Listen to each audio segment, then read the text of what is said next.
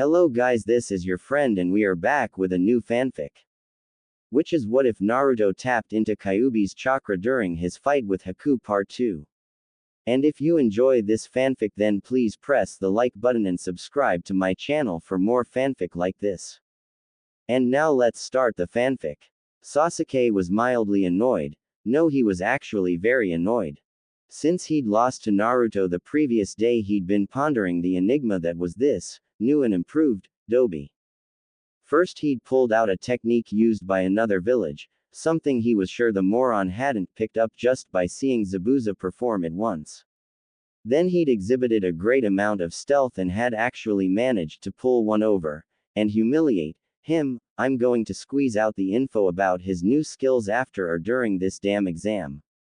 I just wish he would shut up about being the leader of my team. Obviously just a fluke, but still it makes me look bad. He had been dead set on doing the said squeezing after his match with Naruto the previous day, but the Dobi had simply vanished afterwards. He wasn't even at the Ichiraku's, nor was he home or in any of his usual training spots. Sasuke had abandoned his search well after 9, only to miss the object of his fervent search returning from a psyching session, which involved only slight warm-ups, with Lee and Guy Sensei. When Naruto had appeared to the academy, there wasn't the time, or the privacy, to grill him about his abilities, and Sasuke was yet again forced to delay the inevitable. He vowed that the Dobi's secrets would be his soon enough. After entering, he'd gotten to a slightly better mood though. There had been a slight scuffle at the door to the fake room 301, which had been stopped by a weird green spandex-wearing genin. Then he'd met someone who really piqued his interest, Hyuga Neji, last year's Rookie of the Year, and reputedly the greatest genius born in the Hyuga clan in 100 years. Incidentally, Sasuke was appalled that someone could be so arrogant and overconfident as the said boy was. Nonetheless, here, finally, was someone worthy to fight. Naruto had naturally ruined the moment by giving an order of, stop that pointless staring contest and let's go already. His mood, already sufficiently dark, was about to get worse when Lee appeared and challenged him to a fight, that was prevented by Naruto, who politely asked Lee not to damage his sidekick. He'd been seething since then, devising ways to make Naruto suffer. The said boy was in a tight spot at the moment. Ino had jumped out of the blue and latched herself to Sasuke, squeaking a delighted, "Sasuke-kun, you are late. ... You too, Naruto-kun," which caused an instant reaction from Sakura, who jumped to defend her claim on Sasuke. Naruto felt threatened. He was in between two scary girls who would probably beat him into a pulp if he sided with either one. Luckily, he was rescued by appearance of Nara Shikamaru and Akamichi Choji, who were soon followed by Team 8. Using the distraction that these new arrivals caused, Naruto was able to slip away from the bickering girls and into relative safety of the other rookies. Inuzuka Kiba, or Dog Boy as Naruto dubbed him, was bragging to Sasuke about how they had trained a lot and would kick everyone's ass. So Naruto decided that aloud, "Shut up. Sasuke might lose, but I won't lose to the likes of you," was in order. His proclamation was answered by very faint and stuttering voice belonging to Hyuga Hinata, who was, in his opinion, a weird and shy girl who always looked away when he looked at her. Kyuubi giggled for some reason at this mental description of the girl. Keeping her eyes downcast, and using all her willpower not to faint or get yet another nosebleed, the images of Naruto in the process of removing his pants was permanently imprinted into her mind. She managed to stutter out a, "Gomen Naruto-kun, Kiba-kun didn't mean it in that way," which caused Kiba to raise an eyebrow at her. "Damn, there she goes again. Can't she realize that if she wants to make me jealous she should pick someone more plausible as a fake target of affection than that moron?" The third member of Team 8, Aburame Shino, didn't say anything but took note of Kiba's reaction. Damn, there he goes again. Why is he so dead set on the idea that Hinata-chan is in love with him and is only trying to make him jealous by getting all tongue-tied on the mere mention of Naruto? Seems that Naruto is over Sakura too. This could get messy if he realizes that Hinata is head over heels for him and decides that he too might like her. The situation was escalating. Hinata had let out a surprisingly loud, "kawaii." after having noticed Akai-chan peeking from her carry pouch and had made beeline towards the said fox. Kiba, and to an extent Akamaru, who immensely enjoyed the prolonged petting sessions he got from Hinata, instantly felt surges of jealousy and rushed forward to protect their interests, causing Shino to move forward and restrain the dog boy and his dog. Hinata, on the other hand, suddenly became aware that she was only an arm's length away from the object of her affections and petting something that she had snatched from Naruto-kun. Mortified by the situation, she was barely able to hear Naruto, who was currently saying something about Akai-chan and I think she likes you, promptly handed the fox back to Naruto while sputtering out apologies and then quickly hid behind Shino's back. This volatile situation was diffused by the arrival of a silver-haired genin who introduced himself as Kabuto and warned them against attracting too much attention. He then proceeded to explain how he was a seventh-time veteran and volunteered to give a few tips to the rookies of the bunch. He then flashed out a deck of cards and began to explain how his nin info cards worked. Soon enough, Sasuke was hooked and asked, "Do you have individual info cards? And if so, would you happen to have info on Sabaku no Gaara of the Sand, Rock Lee, and Uzumaki Naruto of the Leaf?" Kabuto nodded and said, "You have their names, should be easy then." Whipping out cards on Lee and Gaara, he explained the basics on them. When he was about to turn over Naruto's card, the fox boy in question decided to cut in. "You know Sasuke-tem, if you want to know about me, you could just ask." Kabuto raised an eyebrow over his glasses. "You are Naruto-kun." Seeing him nod, he quickly scanned the contents of the card and looked over at the boy again. "There's some interesting stuff in this card." He nodded towards the other rookies. "Is it okay for me to show it to them?"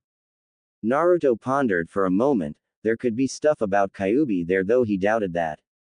"Can I see it first?" he asked, and was immediately given the card. Looking it over, he handed it back to Kabuto and shrugged. "Yeah, sure, though I think that bit about my academy graduation is supposed to be classified or something. But then again, maybe not."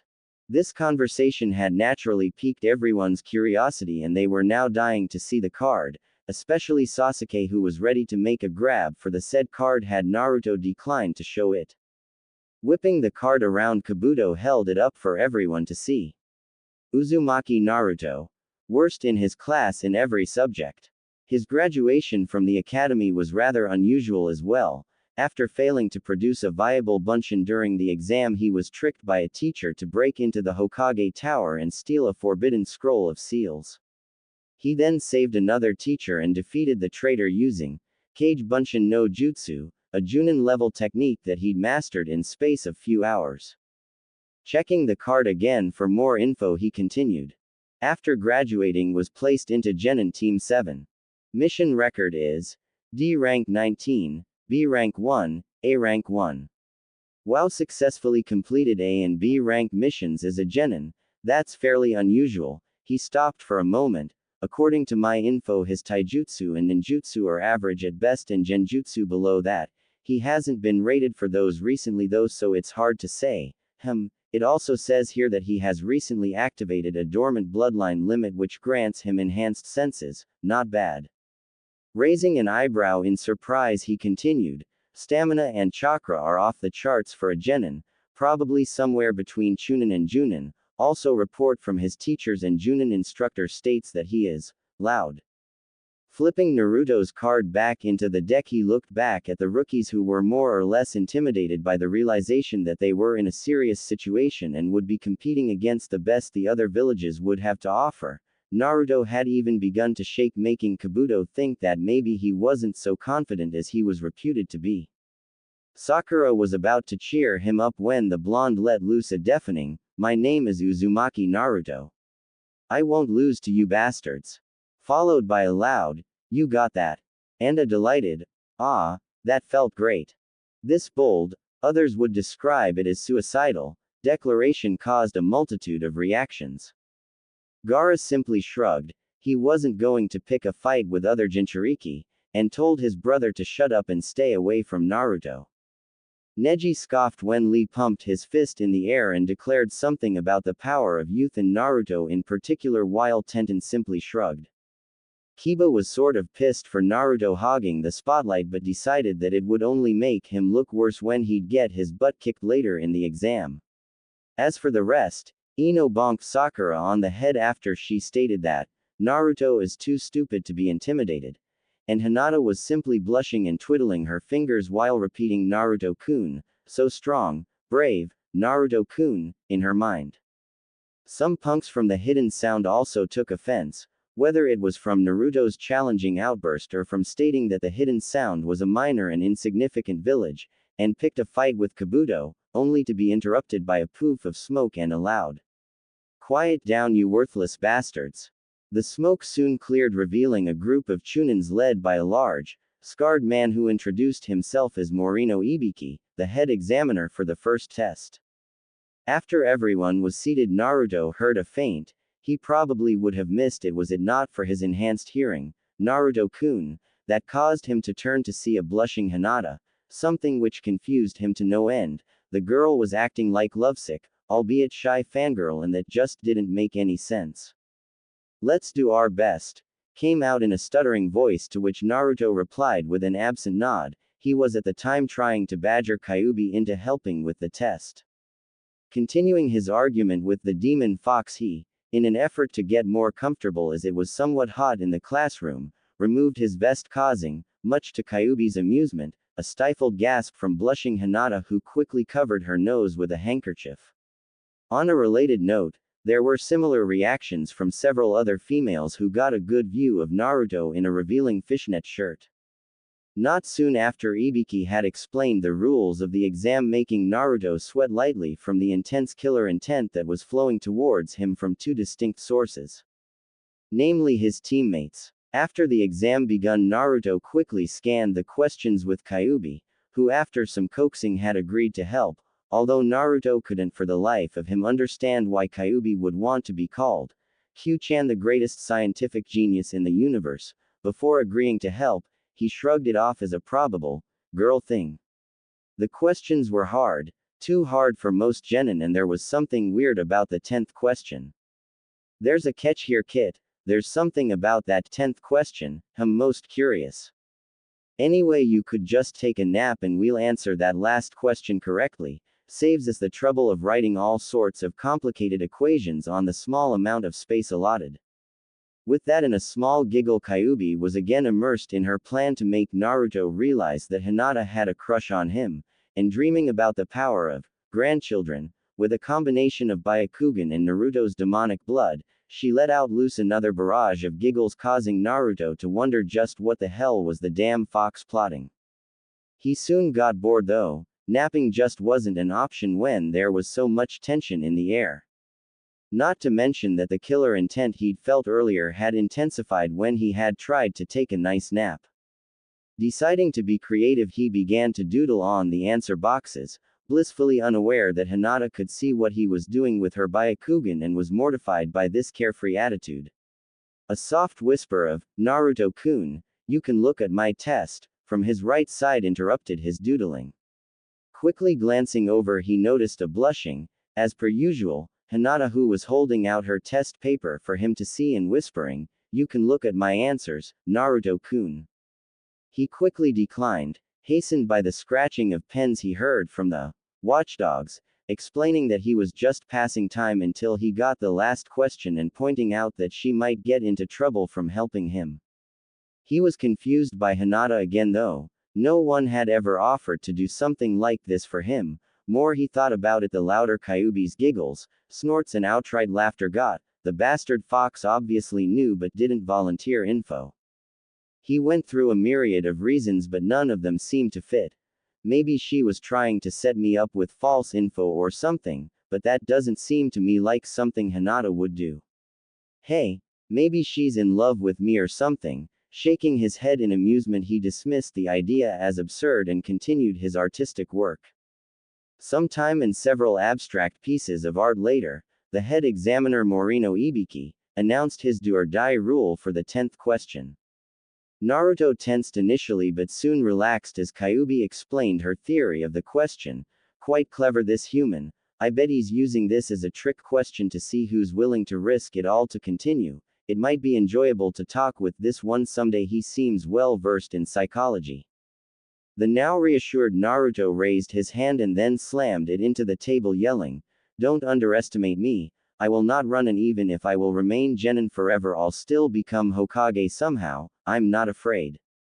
This caused the tension to deflate instantly and made Ibiki cringe as the few who had been teetering on the edge of giving up apparently grew a spine after Naruto's outburst. He smiled and said, "You all who stayed have now passed the first part of the exam," and began to explain exactly why they had passed while taking note that Naruto had started furiously scribbling something to his test sheet. Interesting guy, this Uzumaki Naruto. Ibiki had just wished them luck when a ball of cloth shot through the window, and then with the help of several kunai turned into a banner, heralding the entrance of the examiner of the second test, Mitarashi Anko. The examiner was quite baffled when there was almost no reaction from the group who had the collective thought of sheesh, she's just as loud as that blonde moron running through their minds, but shrugged it off and began to question Ibiki about why there were so 26 teams still left, followed by a statement that she would reduce the numbers by at least half. After that she gathered the Chunin hopefuls, of whom some were quite anxious by that last statement, and led them towards training area 44, leaving behind Ibiki in the now empty classroom. Ibiki, his curiosity roused by Naruto's antics, took note of the blonde's test sheet. To his amusement, the answer boxes had been turned into cartoon screens that depicted someone, who apparently was Naruto, beating up others participants of the exam. On the bottom left box was a surprise though. A doodle of a fox with 9 tails was drawn there with a word balloon that said, "Nice work on the test, Ibiki-san. For a human, though you could have upped the pressure a bit. If you want tips on making it nastier for the future takers, do pay the boy a visit. He didn't move a muscle for a long time until he, all the while chuckling, folded the sheet and went to look for the Hokage. Interesting guy indeed."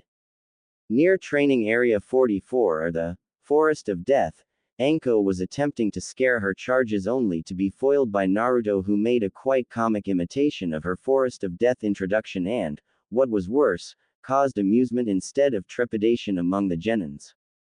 Deciding to make an example of the blonde, she flipped out a kunai and threw it towards Naruto, slicing open his cheek and causing lovely red blood to spill out, tasty blood that she was happily licking off Naruto's cheek.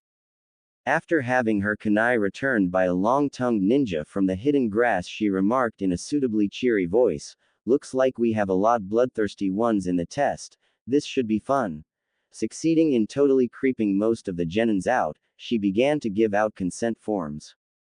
Naruto was troubled. Anko had given them 30 minutes to decide whether or not to sign their forms. That didn't bother him. He had signed his and was quite sure that both Sakura and Sasuke would sign theirs as well. What bothered him was the weight of responsibility. He was the leader and he was supposed to come up with a plan of sorts that would get them through a difficult mission that could last 5 days. More than that, he was supposed to make a plan that would not only keep them alive but keep them in the exam as well. Sighing, he absently scratched a kai, a habit he had developed when he was in deep thought, and stopped his aimless walking when he noticed Hinata, who seemed to be in deep thought too. I really should thank her for that offer of help during the first exam. With this though, he headed towards the girl and called out, "Hey Hinata, what are you doing here?" Hinata stiffened, blushed and turned towards Naruto while stuttering out, "Naruto-kun, hem." She then noticed the cut on Naruto's cheek and rummaged through her equipment pouch for a jar of healing salve she'd made herself, and in her haste totally ignoring Naruto, who was thanking her.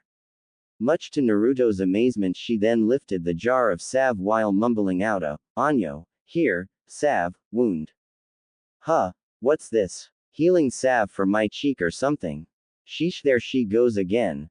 First trying to help me at the exam and now this. Hey, maybe she really does like me or something." Taking the salve and nearly causing Hinata to faint when their hands accidentally brushed together, he said, "Hey Hinata, I actually was trying to thank you for what you did in the exam and now you give me a healing salve. I really can't take all of this, you know." Erg, why am I such a weakling that I can't tell him? I must be stronger and tell him that I know he isn't the Kyuubi, that he's someone I look up to. Blushing furiously, she struggled to gather courage and let out a, "Naruto-kun, please you must," after which she hung her head. "Damn it, Hyuga Hinata, you are so weak." Naruto only shook her head at the girl but decided that it would be impolite not to accept the gift. "Well, if you insist then, I guess I'll take it." He flashed out a dazzling smile, causing the shy Hyuga's heartbeat go wild. "But in return, you'll have to let me treat you to some deluxe ramen at Ichiraku's as way of saying thank you." This pretty much froze Hinata's mind. After all, she'd just been asked out by none other than Naruto-kun, but she did manage a strangled hi and a shy nod. Seeing as that was settled, Naruto bid a brief farewell, pointedly ignoring the hoots and catcalls from Kyuubi, and set out to find his team to discuss the plan he had formed. Soon after, he found both Sasuke and Sakura, who had their consent forms ready and signed. In a hushed tone, he told them to listen up. "I think we should head towards the tower using our best speed. If we meet any other teams on the way, we take them out and hope they have the right scroll on them. If not, then we set up traps near the tower and ambush any teams that come our way until we get the right one. Then we enter the tower, which I think is a safe zone, to wait out the remaining time." After explaining his plan, he asked for opinions. Sakura and Sasuke both agreed, as they had been thinking on the same lines themselves, though Sasuke wanted to stay near the tower and ambush more teams, an idea that Naruto, and surprisingly, Sakura both opposed. Not soon later, Team 7 was heading towards the tower. Naruto was running point, carrying a kai and keeping a keen eye, ear and nose to the surrounding. They were followed by Sakura, while Sasuke, carrying their heaven scroll, was bringing up the rear some 25 meters behind Naruto. After about 20 or so minutes later, Naruto, on Sakura's request, called for a break. Deciding that it was a good time to answer the call of nature, he let a kai out of her pouch and went, again on Sakura's request, some distance away to do his business, only to be ambushed by a trio of mist nins. Well, they didn't really ambush him. He heard them coming even before the clearing he was on began to fill with mist. "Hey, that won't work too well against me, I'm afraid. Maybe we'll get lucky and they have an earth scroll." The mist nins, who'd been certain of an easy victory, soon realized that the mist they had created hindered them more than it did their intended prey. And that their prey wasn't all that alone when all of them were simultaneously and efficiently pummeled into oblivion by Naruto and 5 aiding clones. The mist faded along with the consciousness of the mist nins, leaving Naruto and the clones free to search their bodies, and soon one of the widely grinning clones tossed Naruto a scroll. Too bad it was a heaven scroll though, but still, when combined with a stack of explosive tags, he'd found not bad loot for such an easy job. Snickering to himself about the stupidity of his would-be stalkers and about the dismay Sasuke would feel from not having been in the fight, he dismissed the clones, finished his business and headed back towards the others, and received a fist-in-face's greeting from Sasuke. Flying backwards against a tree, he yelled in confusion, "What the hell did you do that for, you bastard?" Sasuke meanwhile was stalking Naruto and demanded to know where the real Naruto was. Seeing the confusion, he pointed at Naruto, and declared that he was a fake because there was no cut on his cheek. This caused the said Naruto to feel his cheek and exclaim, "Wow, you were right, Tem, it's healed. That stuff Hinata gave me must be amazing." Standing up, he glared at Sasuke, "And you, I'm the real Naruto and Akai-chan can prove it for me." Much to Sakura's relief and Sasuke's dismay, the said fox happily bounced to Naruto and began yapping away, causing Naruto to nod at his pet fox. Yes, Akai-chan, he's a degenerate bastard who's paranoid, for a good reason though. I ran into some trouble and all."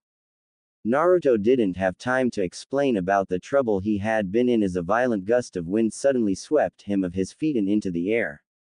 When he came to his senses, the first thing he noticed was that he wasn't alone, though given the company of an overtly large snake he would have preferred to be.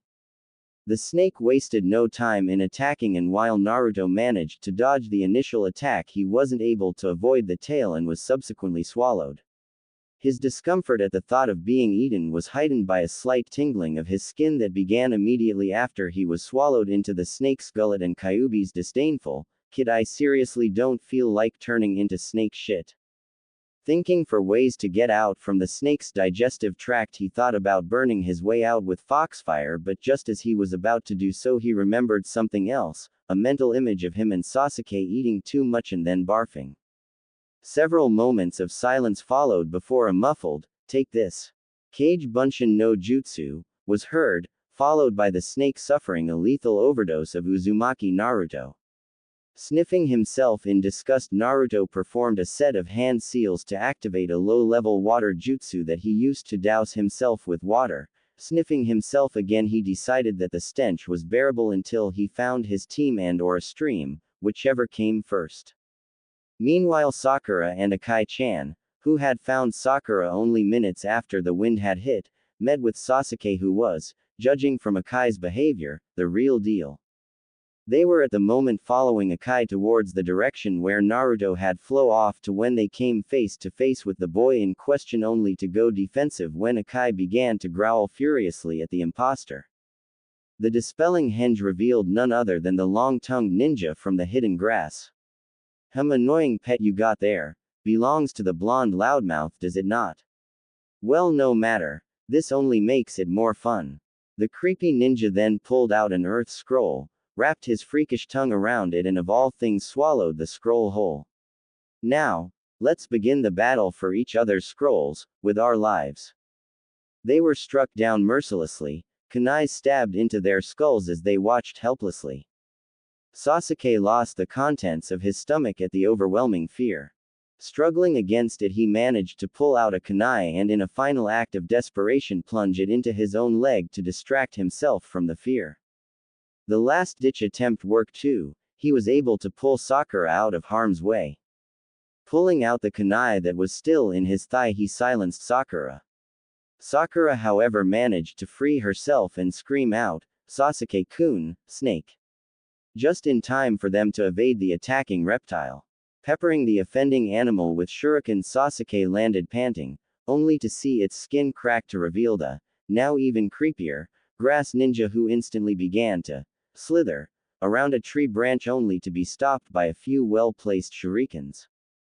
There, on a higher tree branch, dirty and with a confident grin on his face, stood none other than the Uzumaki Naruto.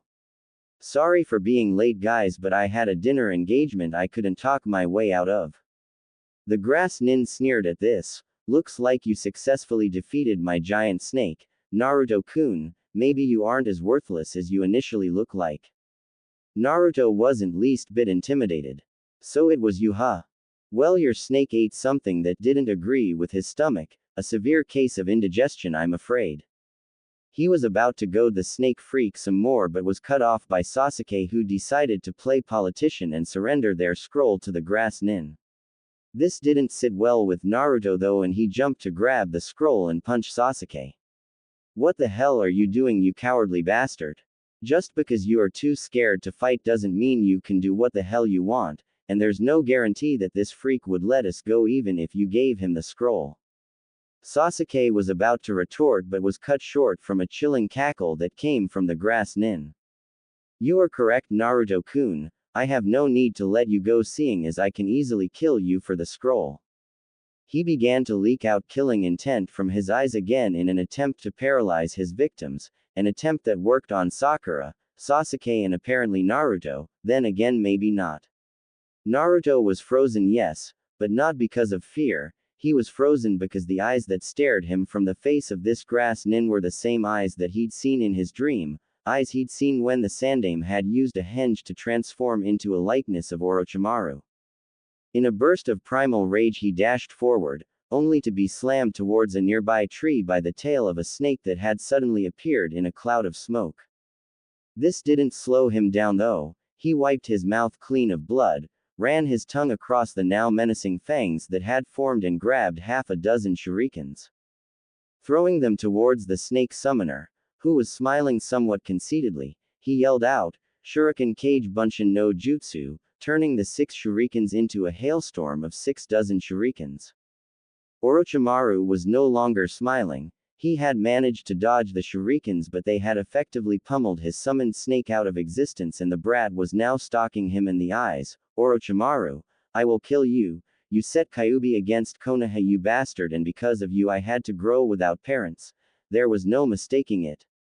This was the Kyuubi brat, but how in the nine hells did he know about his involvement in the Kyuubi attack, and how had he recognized him?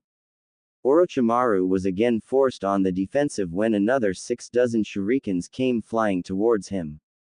This time the shurikens were only covering a nastier surprise. 2 kunai, wreathed in odd blue flame, came in the shadow of the shurikens.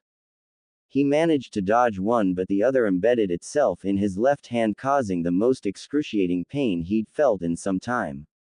The wound began to bleed out bluish flames as Naruto's foxfire spread outwards from the kunai. This was one of his better tricks, though he could only maintain it for a few moments.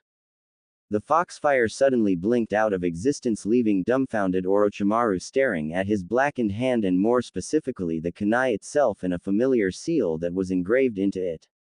With an evil grin he turned towards the Kyuubified Naruto and said, "Kukukuku," so he sealed it inside his own whelp, this almost too deliciously ironic to be true. Had you not caused me so much pain I would be inclined to invite to join me Naruto-kun, but alas you may have cost me a hand so in return. With that he shot out with speed that was beyond anything Naruto had seen and appeared before the startled boy. He then produced his freakish tongue and wrapped it around Naruto, uncovering his stomach at the same time. Kukuku, so the seal is transferring energy to you Naruto-kun, we'll have none of that now. Gogyo Fuin. With that he slammed his right hand onto the existing seal, causing Naruto to yell out in pain.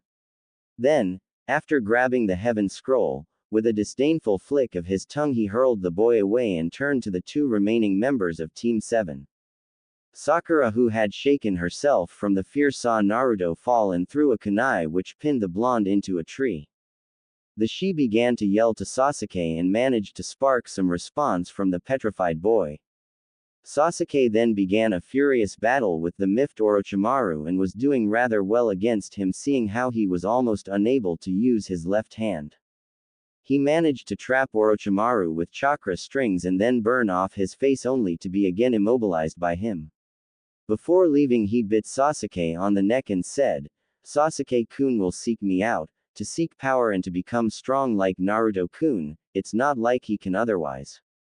With that he sunk into the tree branch and vanished, leaving a collapsing Sasuke and panicking Sakura behind. Naruto was feeling like crap. He hadn't passed out when that bastard Orochimaru did something to his seal, but it had been a close call. He'd managed, with help from Sakura, drag himself into a nearby cave where he promptly collapsed and fell asleep. When he woke up it was nearly dawn and he wasn't feeling any better either. He was feeling crippled, actually, as if something that had always been part of him was missing. Pulling up his vest he stared at his stomach and there it was, the seal had now additional markings. Few tests later he realized that not only did the additional seal block him off from Kyuubi's chakra, it also pretty much crippled or unbalanced his own chakra system. Frowning, Naruto sat up and motioned for Sakura. "Sakura-chan, that bastard Orochimaru did something really weird to me and totally messed up my chakra system. I'm going to try and see if I can fix it, but it'll take some time, so could you please stand guard a bit longer, or would you like to rest right away?"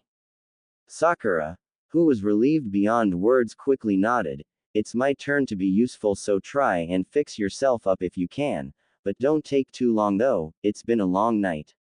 She practically beamed at Naruto, who flashed a foxy smile in return and then lied back, closing his eyes. Naruto concentrated and then found himself in the corner of his mind that he dubbed as Kyuubi's realm.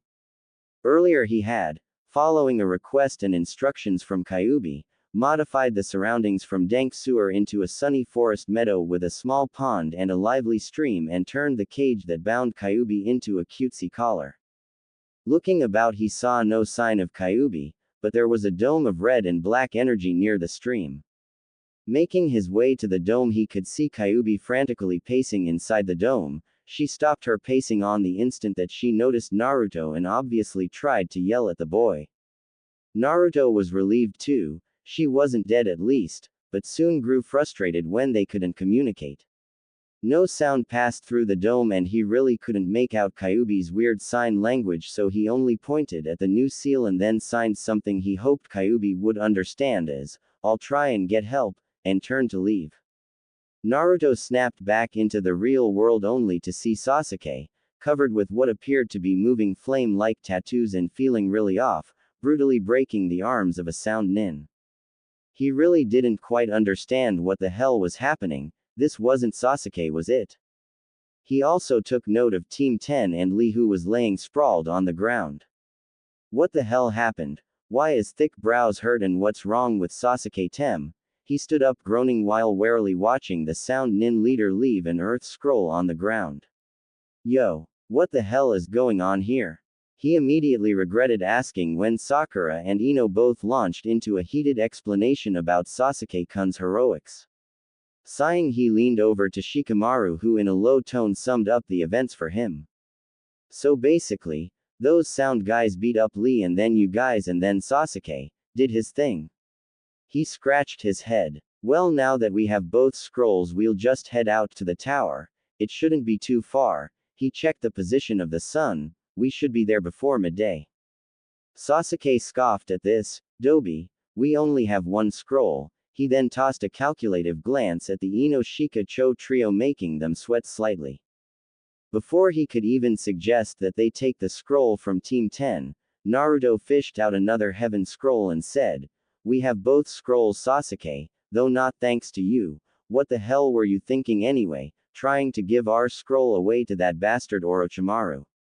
Luckily I ran into 3 mist nins that had a heaven scroll when I was meeting nature's call, so to speak." Walking over Sakura, he began to bandage her wounds. "You could have at least tried fighting before chickening out and trying to buy your way out of the situation. Well, no matter, he won't be using that hand of his for some time now." He finished his ministrations and again marveled the efficiency of Hinata's salve. It had visibly relieved the pain and had begun to slightly mend the wounds before he even could cover them with bandages. Standing up, he looked about again. "Right, now let's go. I want to be in that tower before lunch." And so they left, leaving behind Shikamaru and Choji, who were eyeing the starry-eyed Ino rather nervously. They recognized the danger signs. Ino was quickly fixating on yet another idol, though they had to admit that it had been rather unnerving to see the dead last casually mention that he'd run into 3 mist nins and that he had managed to hurt the infamous Orochimaru. Nudging his friend, Choji whispered, "Do you think we should warn him? I mean, he's not a close friend or anything, but it would be the humane thing to do." He received no answer as they both suddenly felt the pressure of barely controlled killer intent that was radiating from Ino. Oblivious to their predicament, Naruto and the rest of Team 7 made it towards the tower with good speed despite their injuries. Other than a giant centipede, they didn't meet any nasty surprises on the way and made good time, arriving some time before midday. Wasting no time, they puzzled out the mystery of the scrolls and used them to summon none other than Iruka-sensei, who profusely congratulated them on passing the second exam. Naruto, suppressing his urge to jump up and down in excitement, requested that they be allowed to see the Hokage. "We ran into little trouble on our way here." Orochimaru made an appearance, so the name Orochimaru had almost magic-like effect. Iruka quickly ordered them to follow and led them to the upper levels of the tower and then ordered them to stay there and wait before disappearing through a door. Sasuke was seething as he listened Naruto's debriefing. "I'll kill him. I'll hurt him. I specifically told him not to mention the bite that I got from Orochimaru, and what does the Dobi do? Blabs it all out. Even describes how my chakra felt. Evil. When I transformed. PFFT, he's just jealous and is now acting all high and mighty leader." He then glared at Sakura, who was nodding timidly to confirm what Naruto was saying. "They're holding me back. That's what they're doing. I felt that strength and I needed to kill Itachi. Nothing else matters, and if that Dobi is trying to stand in my way." The Sandaime and Kakashi were both looking troubled as they listened to Naruto's debriefing. They had already heard of Orochimaru's involvement from Anko, who'd met the wounded Sannin. What they didn't know was that it had been Naruto who had caused the wound which, according to Anko, had all but crippled him.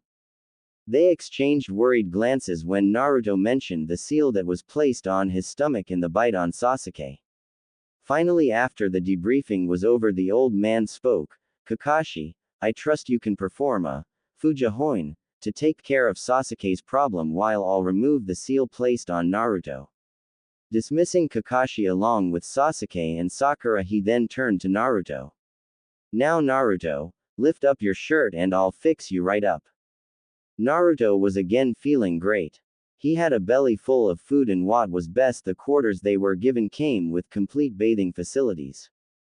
He'd immediately, earning multitude of curses from Sakura, called the first bathing turn. After a nice long shower, he'd enjoyed even longer soak in the tub with Akai, who despite her initial reluctance towards bathing had quickly learned to enjoy nice warm soaks.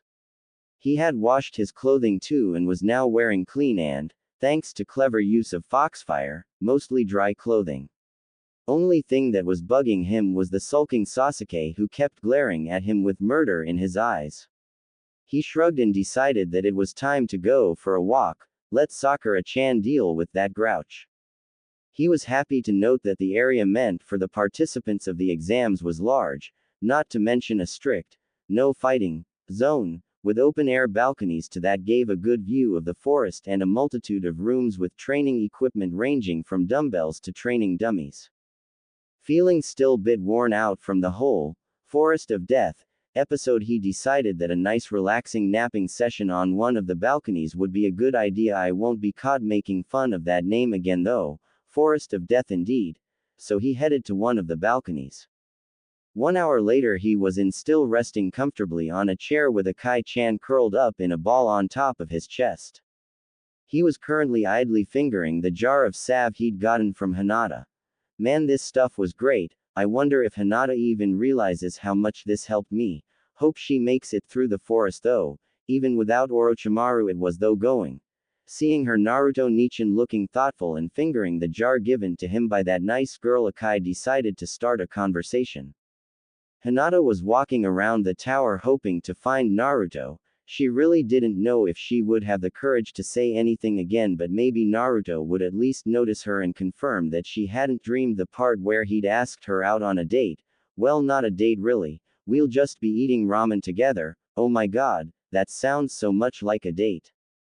She was suddenly snapped out of fantasy where her Naruto-kun dropped on his knees, and when she heard a soft, cutesy voice say, "Nay Naru-chan, are you really going to take that girl out for ramen?" She almost suffered a heart attack there and then. Some floozy was trying to dissuade her Naruto-kun from taking her out. The veins surrounding her eyes bulged as she activated her Byakugan to find Naruto-kun and the bitch that was obviously pestering him. Maybe it was that Ino girl who had been dragging him to the clothing store. What she saw stole her breath away. Naruto was lounging on a chair with Akai sitting on his chest, and there was no sign of the tramp. But who was speaking then? I'm sure I heard. With her Byakugan she saw Akai's mouth move. "Nay Naru Onichan, do you like her? It's obvious that she likes you. Are you going to ask her to bear your pups?" She didn't even see Naruto blush. She was so shocked that someone would have noticed her secret crush, and a fox no less. She gasped, "Wait a minute. That fox can speak." She considered running away. It had worked before, but then noticed that Naruto and Akai were both staring at the balcony entrance with look that clearly said busted. Stealing her courage, she decided that it was time to tell Naruto-kun things. Naruto was indeed staring at the doorway with a feeling of dread, all the while berating himself for not paying more attention to his surroundings. Then he heard someone moving in the hallway, and soon the said someone entered the balcony. Both Naruto and Hinata were blushing badly. Naruto because he was sure that Hinata had heard Akai bluntly asking if he was going to ask her to bear his pups, and Hinata for well, she really blushed whenever she came to 100 yards of Naruto. They both spoke at the same time. "Nay Hinata, Anyo Naruto-kun." Naruto motioned furiously and blurted out, "Ladies first." Twiddling her fingers and fighting the urge to run, Hinata began to stutter. Anyo, Naruto-kun, did Akai-chan speak? Gomen, it's so silly, couldn't happen. Her eyes widened when Akai hopped off Naruto's lap and softly walked next to her and jumped up to her arms. She still began to pet the adorable little kid who yapped softly to Naruto, who began to nod his head. Hinata almost dropped the kid when she heard the same soft voice from her arms say, "Please don't tell anyone that I can speak," and Naruto continue, "Akai-chan is somewhat special, as am I for that matter. Now this is an official secret of Konoha, so you can't tell anyone about it, but, well, you see, the thing is that, he was interrupted by Hinata's almost inaudible whisper of, "Kyuubi is sealed in you," which she breathed out clearly, if very quietly. Naruto almost fell from his chair. He was to say the least amazed, and let it show too. So comical was his face that Hinata actually let loose a small giggle and blushed scarlet right afterwards. Regaining his senses, or at least some of them, the foxboy of Konoha managed to gasp out question as to exactly how had Hinata found out. This brought yet another session of finger twiddling and blushing from the girl. How can I tell Naruto-kun that I've been following him around? I'd sound like some weirdo stalker or something. Finally Naruto grew tired with the blushing and finger twiddling and firmly grabbed Hinata's hands, causing the shy Hyuga to swoon. Startled, he grabbed her before she hit the ground and quickly deposited her on the vacant chair. When Hinata regained her breathing, she tried to twiddle her fingers but found out that her hands were still being held by Naruto, who was peering at her face with a worried expression. "Please, Hinata, don't faint on me now, and if you don't want to talk about it, you don't have to. And I can understand if you don't want to go for that ramen after the exam either." Oh no. Now Naruto-kun thinks I don't like him anymore. Not that I blame him for such fears, poor Naruto-kun.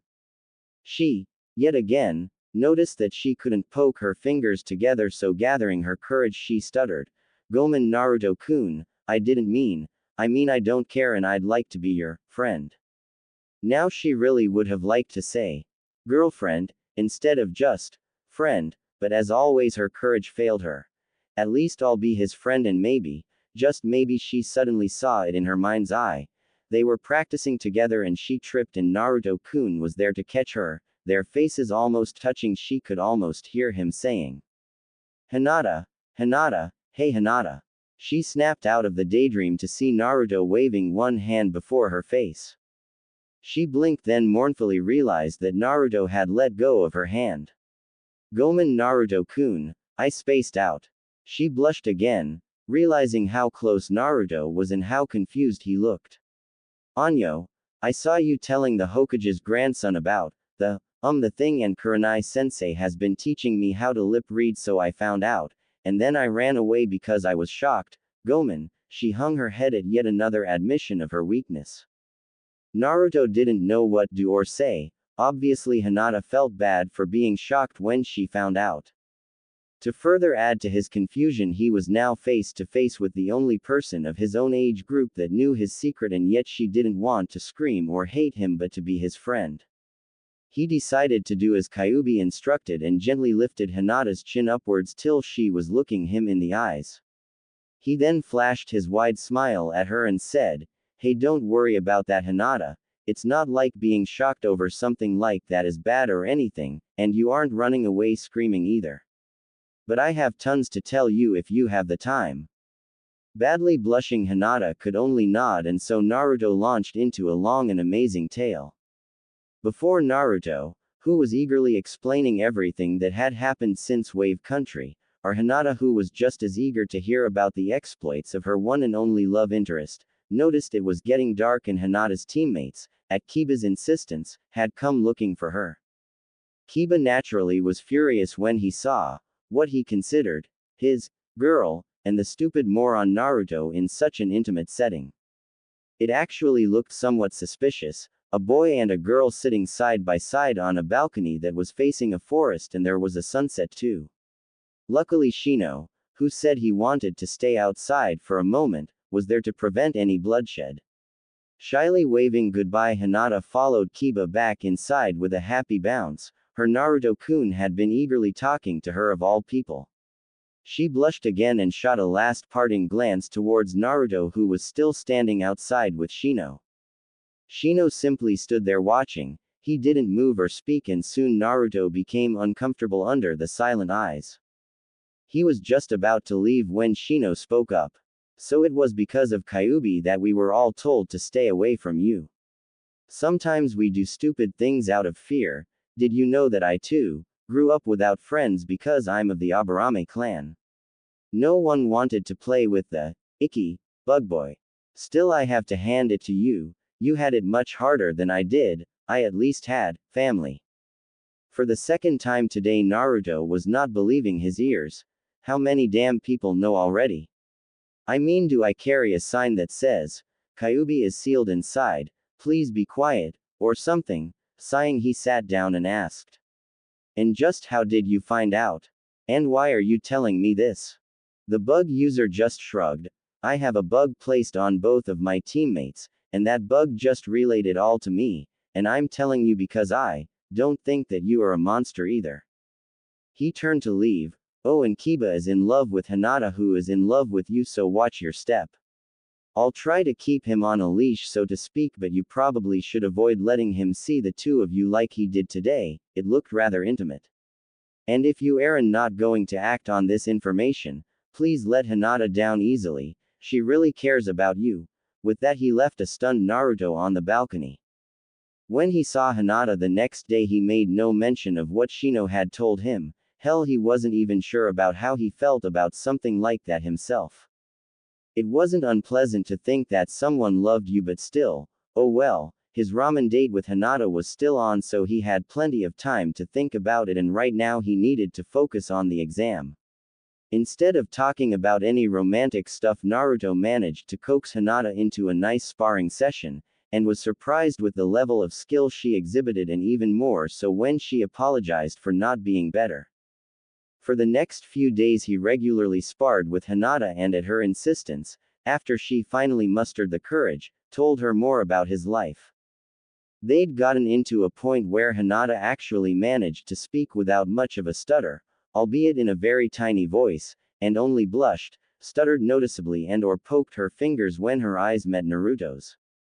They were often joined by Lee, who had arrived at the tower on the third day. They were also watched by Kiba and Akamaru, who, to Kiba's dismay, really didn't watch Naruto but instead played around with Akai and generally spent time bonding with the fox when they were both petted profusely by Hinata. Naruto was also pretty sure that he'd seen Sasuke on occasion, skulking in the shadows with his Sharingan active and watching as they sparred, copying their techniques, which was the very reason he'd suggested that they only use the basic stuff. He'd also seen Gaara and his siblings, and the changes on their appearances were rather dramatic. Gaara's insomniac look had been passed on to his siblings Temari and Kankuro, who now looked like they hadn't slept a wink in days. Gaara, on the other hand, looked quite well rested, though there still were slight remnants of the black rings that surrounded his eyes. The smirking boy told Naruto that he was yet to tell the two about what had occurred over a week ago, and that his siblings still feared that Shukaku would suddenly devour his soul and come out unchecked. All in all, Gaara was in a good mood and behaved almost amiably towards the Leaf Genins when Naruto introduced them. Soon the 120 hours of the second exam had passed, and all the Genins who had made it to the tower were called to the central room. It was time for the third round, and some serious ass-kicking. They milled about, some slightly nervous while others radiated confidence. Naruto looked around and noticed that surprisingly few teams had made it to the tower in the time given. He himself included, there were only 21 people gathered in the large room. Actually, the only people he hadn't seen during his stay in the tower and the only new arrivals were Kabuto and his two teammates. 7 teams, we were cut down from 27 to just 7, that forest certainly lived up to its name. He also took note of the assembled Junin and the Hokage, who began to explain the reasons behind the Chunin selection exams. Much to his discomfort, he also noticed Anko, who was watching him with a hungry, predatory gleam in her eyes, just like she had when she was licking his bloody cheek. He struggled to suppress the overwhelming urge to shudder. He tuned out the Hokage and concentrated instead on Guy and Kakashi, who had a much more interesting talk. He mentally snickered at Guy's reaction to Kakashi's innocent, "Huh. You said something," and began to plot out possible ways to use the same tactic on Sasuke. His focus snapped back to the old man who was about to begin explaining the rules for the third exam when a sickly-looking man with a bad cough interrupted and requested that he as a referee would be allowed to explain the rules and such. He then launched into an explanation as to how there were too many participants to make it and there was a need for a preliminary. Interrupted by several coughs, he said, those who are not feeling well enough to fight and those who feel like quitting, please come forward so we may begin the preliminaries immediately." There was a slight murmur that ran through the assembled genin. Naruto was, quite frankly, surprised when only Kabuto raised his hand to indicate that he would withdraw from the competition. Naruto began to loudly question as to why Kabuto would give up so easily and received an answer of, "I'm sorry Naruto-kun, but I'm all beat up and I haven't been able to hear with my left ear since that scuffle with the sound nins," which was something Naruto didn't quite believe. Thick Bros took the same hit, twice even, and his ears are working just fine. And for that beat up part, well, you look about as fresh as everyone else here. Humph. Maybe you are a 7th-time veteran because you lack guts. Without further interruptions, Kabuto was removed from the contest. Only 20 genins remained. Naruto watched carefully as Gekko Hayate, as the Junin had introduced himself, began to explain the rules of the preliminary matches. There was something about this Junin that didn't just add up. He looked as he had one leg in the grave already, and yet, that one is clever, I think. The cough is genuine but not the result of a disease or sickness, and the dying look he has is probably a genjutsu that makes him look sick. You already noticed that he doesn't have the smell of sickness about him. This caused Naruto to pause. Smell of sickness? He asked silently, only to hear Kyuubi snort disdainfully.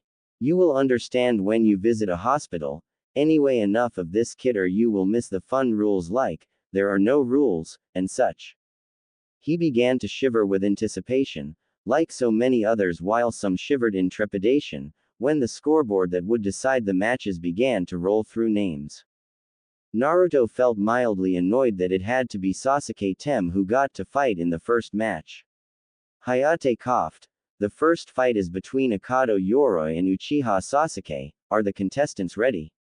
When both indicated that they were, Hayate cleared his throat and said, well then, we'll begin the first match shortly. So would everyone except the 2 participants move to the upper level?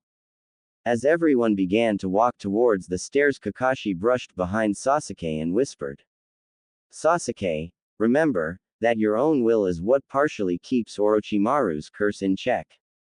And if you activate that curse, the match will be instantly stopped and you will be placed under Anbu guard. This caused Sasuke to falter. They were again trying to limit his growth, but still, he didn't want to be removed from the contest until he had the chance to beat Naruto to a pulp. The Dobi deserved to be dropped down a few notches, and it was his job as the Rookie of the Year and his teammate to do it. Smirking confidently, he took a loose ready stance and faced his opponent. Up in the stands, everyone had settled down to watch the match. Sakura was rather worried about her Sasuke-kun, who had been colder than usual after their encounter with Orochimaru. He'd been almost hostile when she'd tried to talk with him. Maybe we shouldn't have told about the bite. It was Sasuke-kun's business after all, and he is strong enough to know best himself. She sighed again. She was so confused. She believed in Sasuke, but on the other hand, the look of concern on Kakashi-sensei's face when Naruto had told about the incident had been noticeable, even with the mask. And then there was the seal that was, why am I doubting Sasuke-kun? He's one of us that has the best chance of coming a Chunin, isn't he? Not even Naruto can compete with him, can he? She shoved the doubt aside and began to cheer as Sasuke delivered the first blow. Down in the arena, Sasuke, though he was doing rather well, he'd cornered Yoroi using his superior speed to deflect several shuriken thrown at him and then ran in and grappled with him. Only to have Yoroi start draining his chakra reserves with some weird technique. Kicking him off to make some distance, Sasuke began to formulate a plan. Good thing he had been able to watch that weirdo Lee practice with Naruto.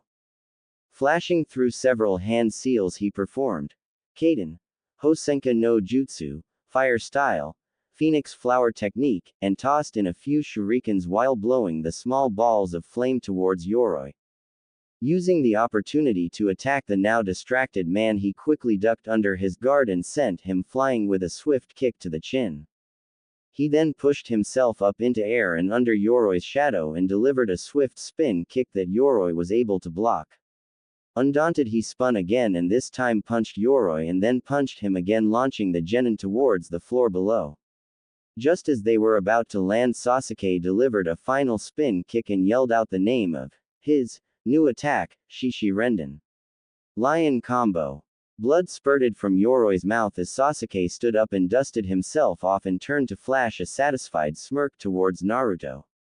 Chew on that, Dobi. The power of the Sharingan is something you definitely can't beat. It was quite amusing how you tried to keep me from gaining power after you noticed that I was watching your little training sessions. You should feel privileged that I would use you to gain power. He smirked again when he heard Hayate declare him as the winner of the first match and the first one to pass the prelims. Feeling satisfied, he headed towards the stairs to watch the rest of the matches. I just hope the Dobi draws someone weak so he'll win. I so want to put him to his place in front of a large audience. Up in the stands, Naruto was seething.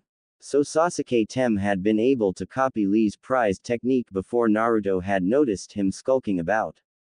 He really didn't mind using Sharingan or his own Shinkugan to break down and copy techniques from the enemy, but somehow it just felt wrong that Sasuke would sneak in and steal a technique that had taken Lee countless of hours of hard work to achieve. He shook his head in disgust at Sasuke's self-satisfied look and the way several unnamed fangirls fawned at him as if he'd done something marvelous. I just hope I get to fight him in the third exam. He needs to be dropped down a few pegs, no strike that few dozen pegs. Lee was having similar thoughts. He felt himself somehow slighted, not because Sasuke had copied the initial stage of his technique but because the way he'd done it. Lee knew that Naruto was able to perform Konoha Senpu perfectly because of his bloodline limit, but he didn't care. Naruto had worked hard to achieve that level of skill, maybe not hard as he had himself but still. He sighed in a tired tone. Uchiha Sasuke, your Sharingan is truly fearsome, but the way you use it is an affront to those who work hard. To copy your enemy's techniques is one thing, to spy on your comrades is another. Their musings and the squeals of delight from Sasuke fan club, namely Ino and Sakura, were cut short when the names of the next contestants appeared on the scoreboard. Zaku Abumi vs. Aburame Shino. Naruto watched as Shino made his way down the stairs towards the arena and pondered the mystery that was this silent boy. Shino was the second person on his own age group that knew about the Kyuubi, but still, he was friendly enough but about as silent as a grave. Seriously, he'd said more on their initial meeting than he'd said during the rest of the time they'd spent together. Naruto sighed as he remembered all that the bug user had said to him on the balcony and again became keenly aware of the slight scent of jasmine that had haunted him the past 3 days. Shaking his head clear of any thoughts not concerning the preliminaries, he tried, with partial success, to focus on the fights. Down on the arena, Shino had already began his match with Zaku and had managed to corner him with a swarm of Kikai bugs and forced Zaku to uncover his second arm. Shino's expression didn't change when Zaku's other arm blew off and the other was torn apart when he tried to use his Zankuaha, decapitating air wave, to blow away the bugs and Shino. When the boy was declared winner and made his way up to the stands, Naruto could only gape at what he surmised was the most collected person he'd ever seen. He even shivered slightly at the thought of being surrounded by a large swarm of chakra-eating bugs, but was reassured by Kyuubi, who was certain that the bugs would stand no chance against their foxfire. The next match was called and it was to be between Gaara's brother Kankuro and Kabuto's teammate Tsurugi Masumi. The match seemed to end before it even got properly started when the stretchy leaf genin broke Kankuro's neck. Kankuro, in response turned his head completely around and was revealed to be a puppet that proceeded to squeeze the consciousness out of other contestant. After being declared winner, he collected his puppet Karasu and joined the rest of his team on the balcony. Naruto's hopes of getting to fight on the next round were dashed when the scoreboard announced the next matchup.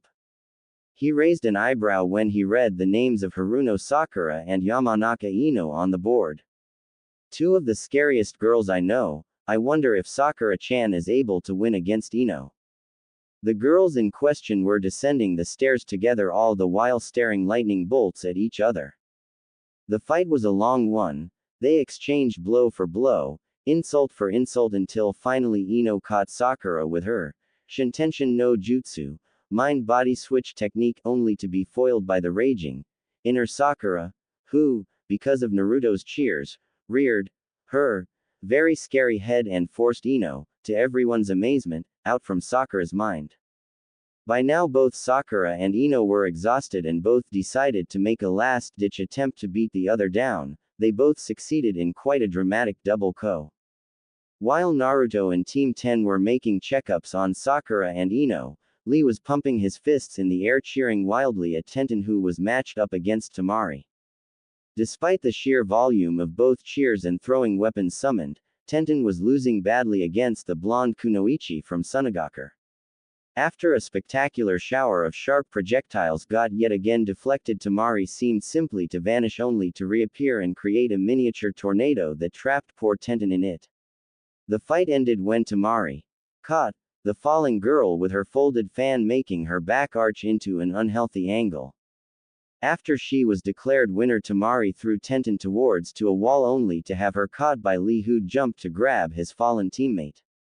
Temari's tough girl exterior crumbled slightly when Naruto jumped down to restrain Lee from attacking her. While staring her with those damnable red eyes, she shivered when she remembered Gaara's reaction to the loud blonde. He seems to care about his fellow genins, maybe I shouldn't piss him off. The consequences might be unpleasant if I have to face him in the third exam. Shrugging to himself, Hayate announced the next match. Will Nara Shikamaru and Kintsuchi please step down so that we can begin the sixth match? Naruto yawned as he watched Shikamaru and the sound girl make their way down to the arena. He was quite frankly bored by all this waiting, and none of Kyuubi's patience is a virtue kit comments really helped. Sasuke was boring too. He kept his eyes on the arena and only scoffed at the level of skill that these inferior ones exhibited. Only people he was looking forward to seeing were Lee, Gaara and Neji, and the way things were going, one of them would fight, and when he predicted, against Naruto, thusly robbing him the chance to humiliate the Dobi himself. Naruto didn't really care anymore. All his previous boredom had been blown away when Shikamaru used his Kujumain no Jutsu, shadow bind technique, and knocked Kin out by smashing her head to the wall. Well, that really didn't affect his boredom, but the subsequent announcement of the seventh match. It was his turn to fight. Yush. Finally, it's my turn to fight. I'll be facing Kiba. This might get interesting if what Shino said about him is true, and it is, judging by how he's been acting when I'm around Hinata. Smiling to himself, he decided to aggravate the dog boy further and walked right to Hinata, where he stopped for a moment before going down. Hey Hinata. Hold Akai-chan for a while, would you? I don't want to take her down to the fight because she's still so young. He then handed the irate kit to the now blushing Hinata and cast a meaningful glance at Kiba before heading down to the arena. When he got down to the arena, Kiba was already waiting, and positively brimming with confidence. His gloating comment of, "Lucky aren't we, Akamaru? With that loser as our opponent, it's like we've already won," was met with a slightly hesitant bark from Akamaru, who had actually smelled the lingering remnants of Naruto's other chakra from when he'd been demonstrating it to Hinata in private. Despite of his pet's lack of enthusiasm, Kiba continued gloating over his easy victory, only to be interrupted by the now fuming Naruto. Shut the hell up. And don't bring that puppy of yours to the fight, he'll just get in the way. Now it was Kiba's turn to fume. You idiot, Akamaru is going to fight with me, he's a fully trained ninja animal after all. This comment only made Naruto to smile. then point an accusing finger at Kiba. Yeah, well, a loser like you would need all the help he can get, so.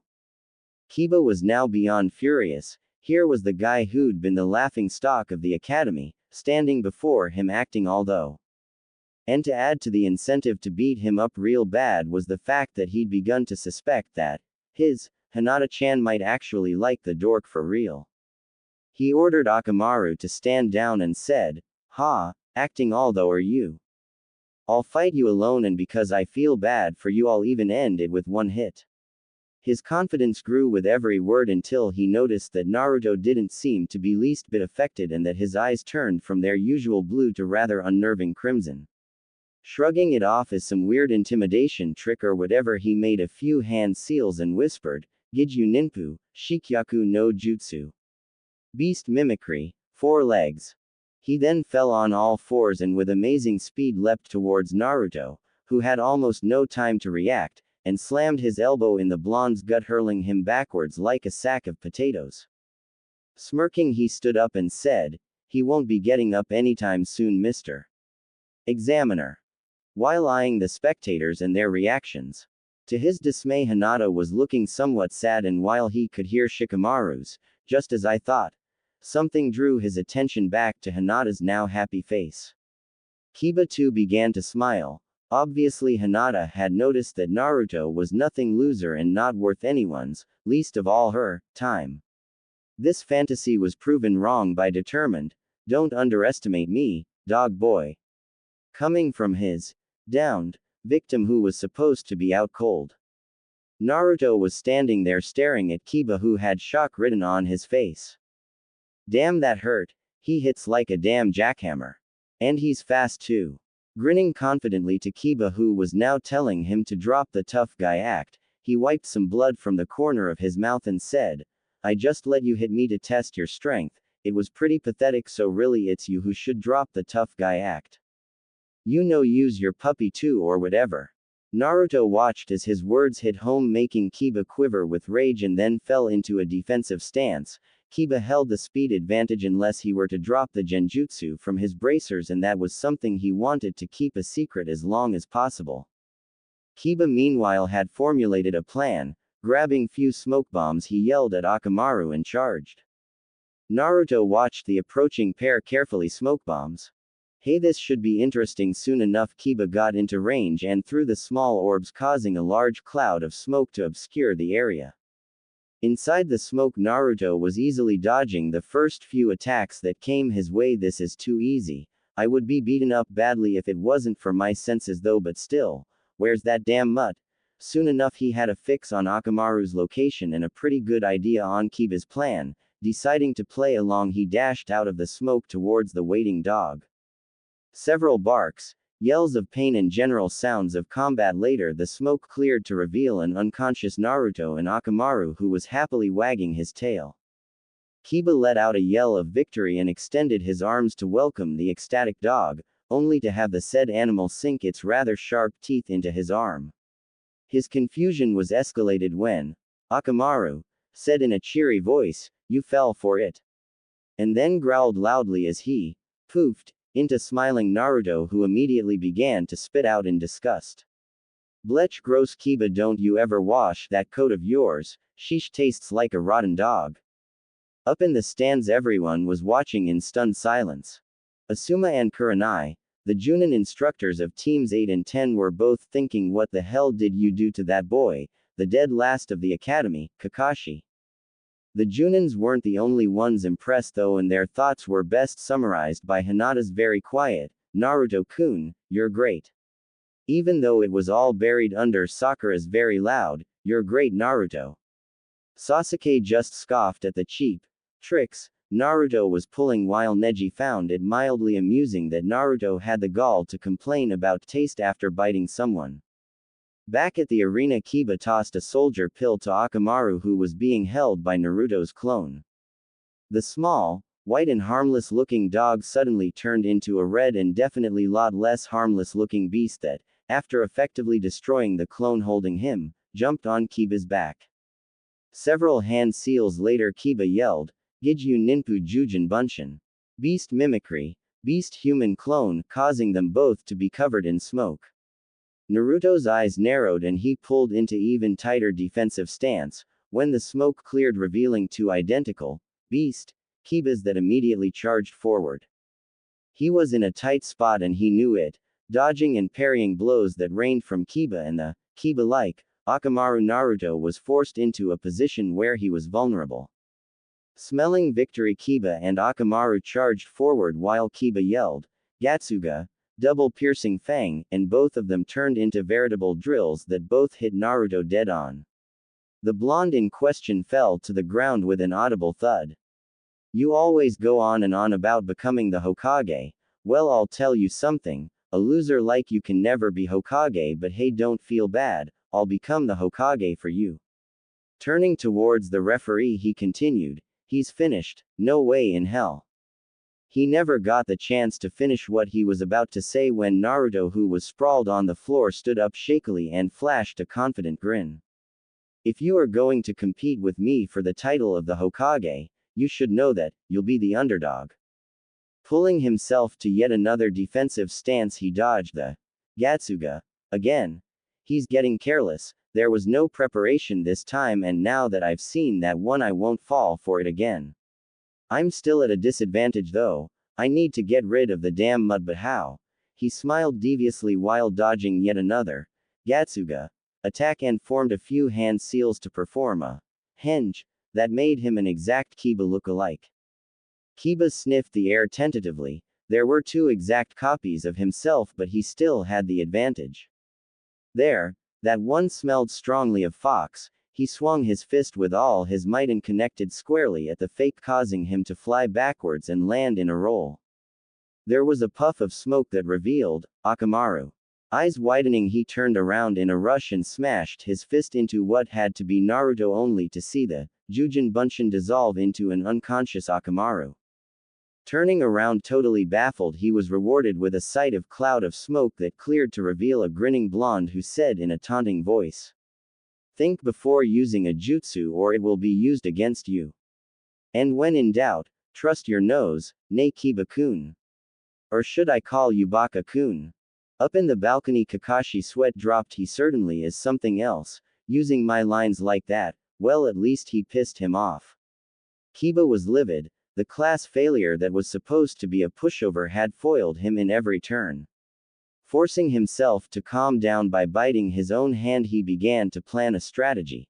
"I'm faster and stronger than he is, so I'll just keep on wearing him down. I'll get a hit in eventually and then it's all over." He smirked, regained his calm, at Naruto, who was now holding 4 shuriken in his hands. "Hey, you think something so basic is going to work against me?" Naruto just shook his head and smiled. "I'm going to try out my new special technique on you. Prepare to get payback for those Gatsugas. They hurt like hell." At that, he threw 3 of the shurikens and a moment later the last shuriken. Kiba, like everyone else, was baffled at this odd behavior until he heard poofs from behind him. Turning around in a flash, he now stood face to face with 3 cage bunchins. It was too late, he realized, when there was one final poof right behind him and then fist connected with his head. With a loud yell of "You!" the first clone batted him towards the remaining 3 while the real Naruto used the first clone as a springboard. Then the remaining 3 clones kicked him into air yelling, "Zuma-ki," where he met the real Naruto's heel that connected to his skull, sending him to the hard floor below. Naruto Renden, Zuma-ki Naruto combo, duh. Naruto stood ready in case Kiba would still somehow recover from the beating he'd received. When he didn't and Hayate declared Naruto winner, he turned his gaze towards Sasuke. With a flippant salute that clearly said, "You aren't the only one who can copy stuff and pass it off as their own." A message that Sasuke seemed to understand, judging by his darkening countenance. Naruto headed towards the stairs. He walked over to the awestruck Hinata and collected his pet fox while still admiring the power of the healing salve he'd gotten from her. Flashing her a dazzling smile, he said, "Nay Hinata, this stuff is really great. I mean, it's closing my wounds like nothing I've ever seen." This naturally brought out a wave of blushing that caused the nearby Neji scoff at his weak cousin. For some reason the announcement of the next match brought a cold knot into Naruto's stomach. He watched with certain amount of trepidation as Hinata was matched against her cousin Neji. A knot that grew tighter and colder when Lee snuck up to him and whispered, "Judging from what I saw when you sparred with her, Hinata is very good, but Neji is the greatest genius born in their clan in the last 100 years. And he holds a grudge against the main house because he is from the branch house." This could get ugly. Down at the arena, Neji was berating Hinata, telling her how she was worthless, weak and unskilled. That didn't quite bury the knot in Naruto's stomach, but it certainly made him feel angry. He'd used his Shinkugan to analyze Hinata's Juken form and had found out that her form was nearly flawless without any major gaps in the defense or in the offense. Hinata only had problems with her confidence, and that bastard Neji was attacking just that. He narrowed his eyes and bellowed, "Stop pretending like you know something, you bastard. Hinata, don't listen to that moron. Just beat the shit out of him and shove that superior smirk of his so far up his ass that he can observe it whenever he opens his mouth in front of a mirror." Deep in his mind, Kyuubi giggled so much for the subtleties. Seems to have worked though. I swear being sealed in the kidling doesn't get boring, and indeed it had worked. Hinata collected herself after the loud encouragement from her personal idol, activated her Byakugan and dropped into a Juken stance. "Come Neji-Nisan, let us fight." Neji was somewhere between pleased and annoyed because his weak cousin hadn't given up. It would have been delightful to humiliate a member of the main house by scaring her into forfeiting, but it would be almost as delightful to beat one into hospital, preferably into the morgue. He too took a Juken stance and the battle was joined. Up on the balcony, Naruto was watching with growing concern. While it did seem that Hinata was holding the upper hand after her determination had been lit by little encouragement, his eyes told him that Neji was actually toying with Hinata. He winced when Neji landed 2 hits on Hinata's chest, causing her to spit out blood. Hinata then tried to strike Neji only to be stuck in the arm for her efforts. Neji then slammed his hand into her chest again with enough force to send her sprawling on the ground. He looked down at his weak cousin who was coughing blood on the ground and said in a scornful tone, "Hinata-sama, this is the difference in our strength, the difference between elite and loser." Forfeit. Neji smiled to himself. This was indeed quite pleasurable. He narrowed his eyes slightly at the sight of Hinata, who was slowly standing up, and wetted his lips in anticipation to hear a submission from a member of the main house. His eyes narrowed even more and his face turned into a scowl when Hinata finally stood up and said, "No, I don't go back on my word, it's my Nindo." Hinata, her eyes once more pulsing with the Byakugan, charged forward and challenged Neji in combat again, only to be hit repeatedly by Neji. Naruto, whose anger was beginning to spike, began to inch closer to Hinata's sensei. There was a pattern behind those hits. He's trying to kill or at least severely wound Hinata. You have put an end to this. Those strikes are all aimed to non-vital organs, but the combined effect of the damages could be fatal. As he said the words, he could feel Kyuubi's anger growing as well. The seal in his stomach began to slowly leak out bits of Kyuubi's chakra, alerting most of the Junins and incidentally the smirking Neji. On the arena, Neji was happily smirking at Hinata, who was struggling to get back on her feet. He'd hit multiple organs with the Juken. None of the hits were lethal, but accidents did happen. His smirk waned when he felt a stab of intense anger and killer intent that was rolling from the balcony. Without turning his eyes, he observed the loudmouth blonde, or what should have been him. Instead of the blonde, there was something else, something that actually was slightly scaring. He was Hyuga Neji. He didn't get scared, ever, so instead he got angry and directed the anger to where he felt it was due, to his cousin. Deciding to put an end to this charade, he charged forward, ignoring the yell of, "Neji-kun, the match is over." From Hayate, only to be stopped by no less than 4 Junin. Behind the Junins, Hinata suddenly buckled over, coughing out more blood. With a loud yell of, "Hinata!" Naruto jumped over the railing and hurried to the fallen girl. They locked eyes for a second and her eyes seemed to say, "See Naruto-kun, I can be strong." before Hinata's eyes rolled over and she slipped into unconsciousness. Naruto quickly flashed through a few hand seals to activate the only medical jutsu he knew. It wasn't much, designed to be used as a first aid on minor wounds and such, but still he'd read on the instructions that its power was dependent on the amount of chakra the user would expend. Yelling for someone to get the damn medic team there faster, he pumped out vast amounts of chakra into his hand that he held over the spots that Neji had hit. He didn't know exactly how much good he'd done or how long he'd been doing it when the medic team finally arrived. Letting the professionals take over, he suppressed yet another surge of anger that was coming from. He really didn't even know whether it was from Kyuubi or himself, and turned to face the pleased-looking Neji. "Hey loser, cut the pointless cheering on other losers and understand that you are never going to be more than just that, a loser." That did it. The bastard was going down, hard.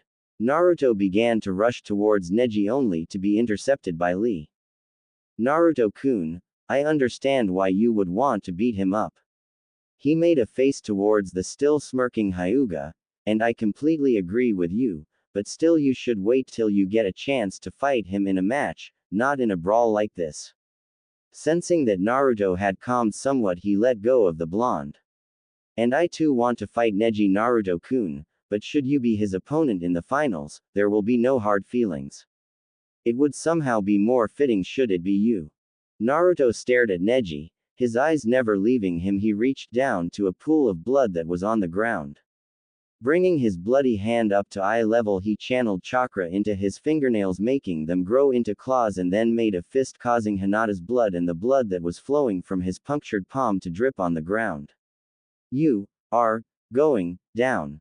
With a final glare, he turned and stomped towards the stairs, leaving the openly amused Neji behind.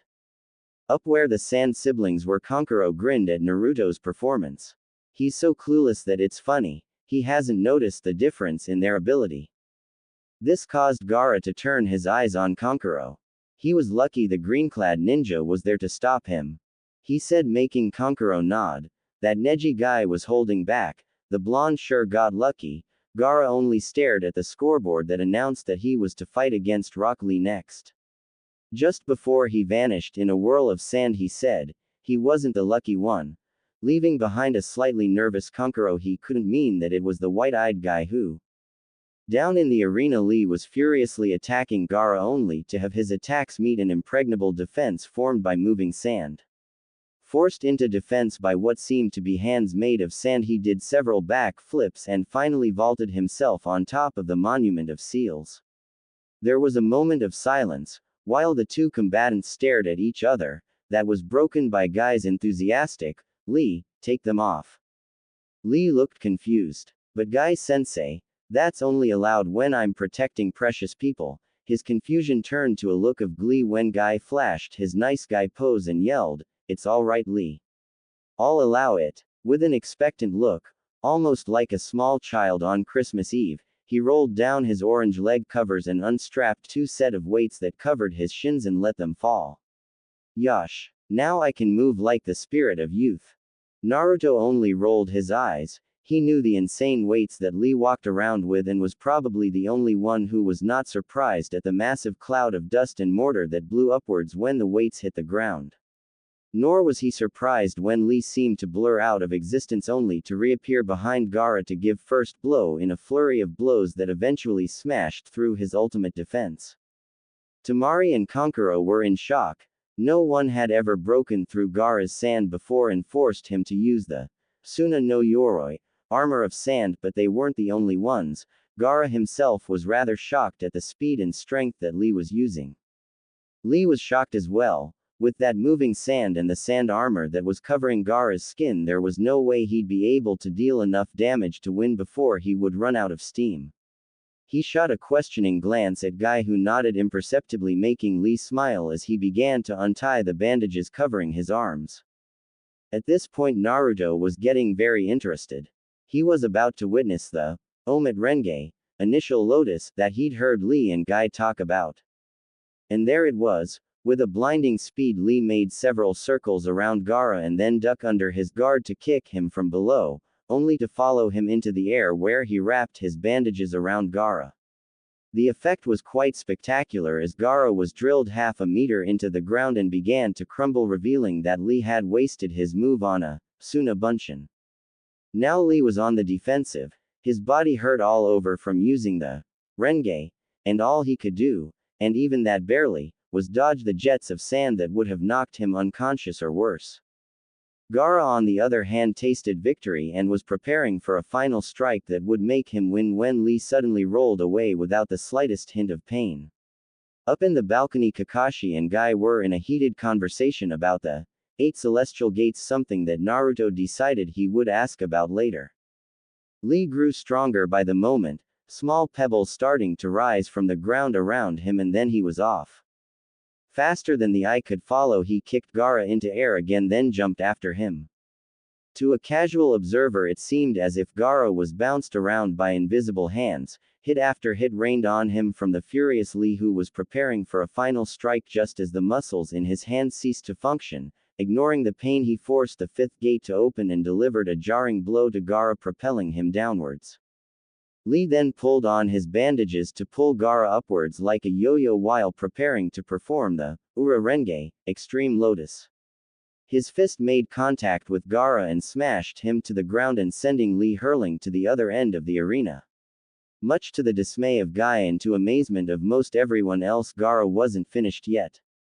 His sand began to creep towards Lee and then suddenly wrapped itself around his spandex-covered arm and leg.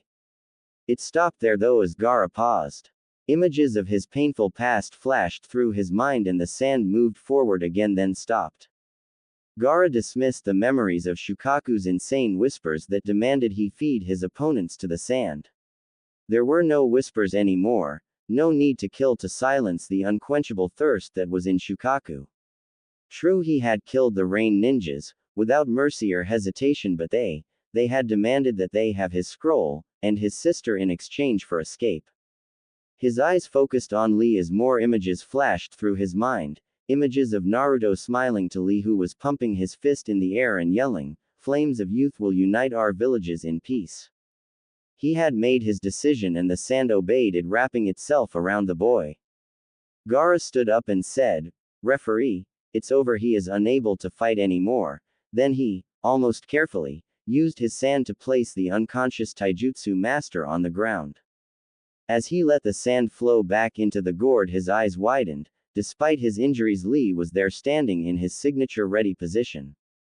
Is he even human? I clearly heard his muscles snap. Any further deliberations into the issue were cut off by Guy's arrival, who declared that it was over and that Lee was already unconscious. Gaara turned away after he was declared winner and returned to the balcony, offering only a commanding, "Shut up," to all the questions that were directed at him by his siblings and Baki. The 10th and final fight soon began between Akamichi Choji and Dosu Kinyuda. The preliminaries came to an end with a fight that was somewhat anticlimactic after the showdown between Gaara and Lee, as Dosu easily claimed victory by directing his sound waves through Choji's body and into his eardrums, making him lose consciousness. The Hokage began by congratulating all those who had passed and proceeded to explain that they now had a month to recover, train, and to devise strategies against their opponents. As for the opponents, after a series of drawing lots, the fight schedule was established. To his delight, Naruto drew 1 while Neji drew 2, meaning that they had the first fight. Other pairs were Sasuke and Gaara, Kankuro and Shino, Shikamaru and Dosu, with Tamari fighting against the winner of that match. With that and an explanation as to how they could all become Chunin, or that maybe none of them would become Chunin, the Hokage dismissed them for a month's time. Before he could even ask, Kakashi approached Naruto as they stood outside training area 44. "So Naruto, congratulations on passing the prelims. I'm going to leave several scrolls at for you to study during this month." That caused Naruto's smile to falter. He'd really been hoping that Kakashi, whom he considered to be about the best ninja around, would have taken charge of his training. Seeing this, Kakashi quickly continued, "The Hokage has asked that I train Sasuke. As I am the only Sharingan user in the village, it would make sense. The Hokage also said he has arranged another teacher for you. Your father's old sensei Jiraiya, who was also Orochimaru's old teammate. You are to meet him at the Konoha Hot Spring Resort tomorrow after lunch. He's an old man with spiky white hair, you can't miss him. He gave Naruto a slight push. I suggest that you rest for today, and I think it would be nice to visit your sparring partner in the hospital just to see how he's doing. Him and maybe someone else too. Somehow the slight suggestiveness of his tone and the way his visible eye cringed caused Naruto to feel quite hot and uncomfortable. Kakashi's eyes shone with suppressed mirth. Anyway, I'll leave you some scrolls that I think might come handy when you go against the Hyuga boy. Remember, he's no pushover, so train hard and all that. Well, see you in a month. Naruto watched with mixed emotions as his uncle vanished in a cloud of smoke after a final wave of hand. As he made his way home for the first time in 5 days, he pondered about what Kakashi had just said. I guess he's right about that whole Sharingan thing, though it still kinda sucks to be referred to someone else. On the other hand, he was father's sensei and one of the Sannin, just like that snake bastard, so that would mean that he's really strong too. Grumbling, he absently stroked Akai-chan while immersed in his own thoughts. When they got back to Naruto's apartment, they cleaned up and headed out for some celebratory ramen at Ichiraku's. 20-some bowls of ramen later, Naruto decided that he would do as Kakashi had instructed and visit the hospital. He was anxious to know exactly how badly both Lee and Hinata had gotten hurt.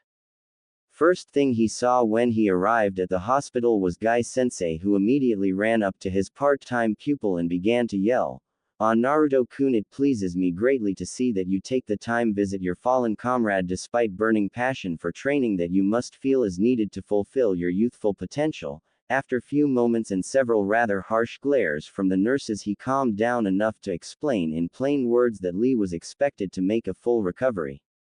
He had pulled or torn muscles all over his body and there were small fractures on many of his bones, but still, Guy sighed, the flames of youth are strong in this one and thusly he will make most efficient recovery.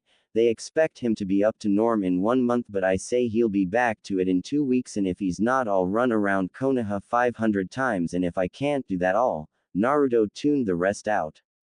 He knew from experience that only a blatant interruption could stop Guy, or Lee for that matter, when they went on their rants. He bid the starry-eyed Guy goodbye and went to front desk to find out where Hinata was taken. After receiving a room number, he went to find the said room. When he entered the room, there was no one else there beside Hinata, so he pulled out a chair and sat next to her bed. After a moment of awkward silence, he cleared his throat and pulled out a kitsune plushie that he'd brought on Akai's insistence, and placed it under Hinata's arm.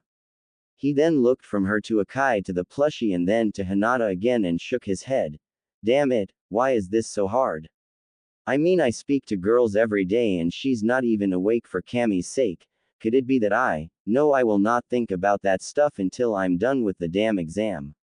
He cleared his throat again and then said, well, Hinata, you did really well out there, and Akai wanted you to have the plushie so that you could pet it in her stead and stuff, so I'll be going now, I guess, and we're still on for the ramen, right? I mean, well, I'll be back when you are feeling better and stuff, so bye. Acting as on instinct, he reached out with his hand and slightly touched Hinata on the cheek, and then realizing what he'd just done, quickly pulled the hand away and blushed deep crimson. Phew, good thing nobody saw that one. Whatever possessed me to do it in the first place? Throwing a dark curse at Kyuubi, who was now rolling around in barely concealed fits of laughter, he turned, stood up and walked to the door, which suddenly opened, smacking him squarely on the face. After he regained his senses, he came face to face with Hinata's Junin instructor Yuhi Kurenai and her teammate Shino. Seeing an opportunity to gain more info on Hinata's state, he asked, how is she? I mean, she's sleeping and all, and there are none of those weird machines they keep on really sick people on TV. What happened next was something he really didn't see coming. Kurenai simply grabbed him in a hug and whispered a heartfelt, thank you, into his ear. When Kurenai finally let go of the confused fox boy, she began to explain. The medics said that she'd suffered major trauma on most of her internal organs. The combined effect would have been fatal, or the very least very severe, had she not received extensive first aid on the spot. She locked her red eyes with Naruto's. you may very well have saved her life with that jutsu of yours, and for that you have my gratitude. Naruto cringed when he heard the words, then his face set in a determined mask.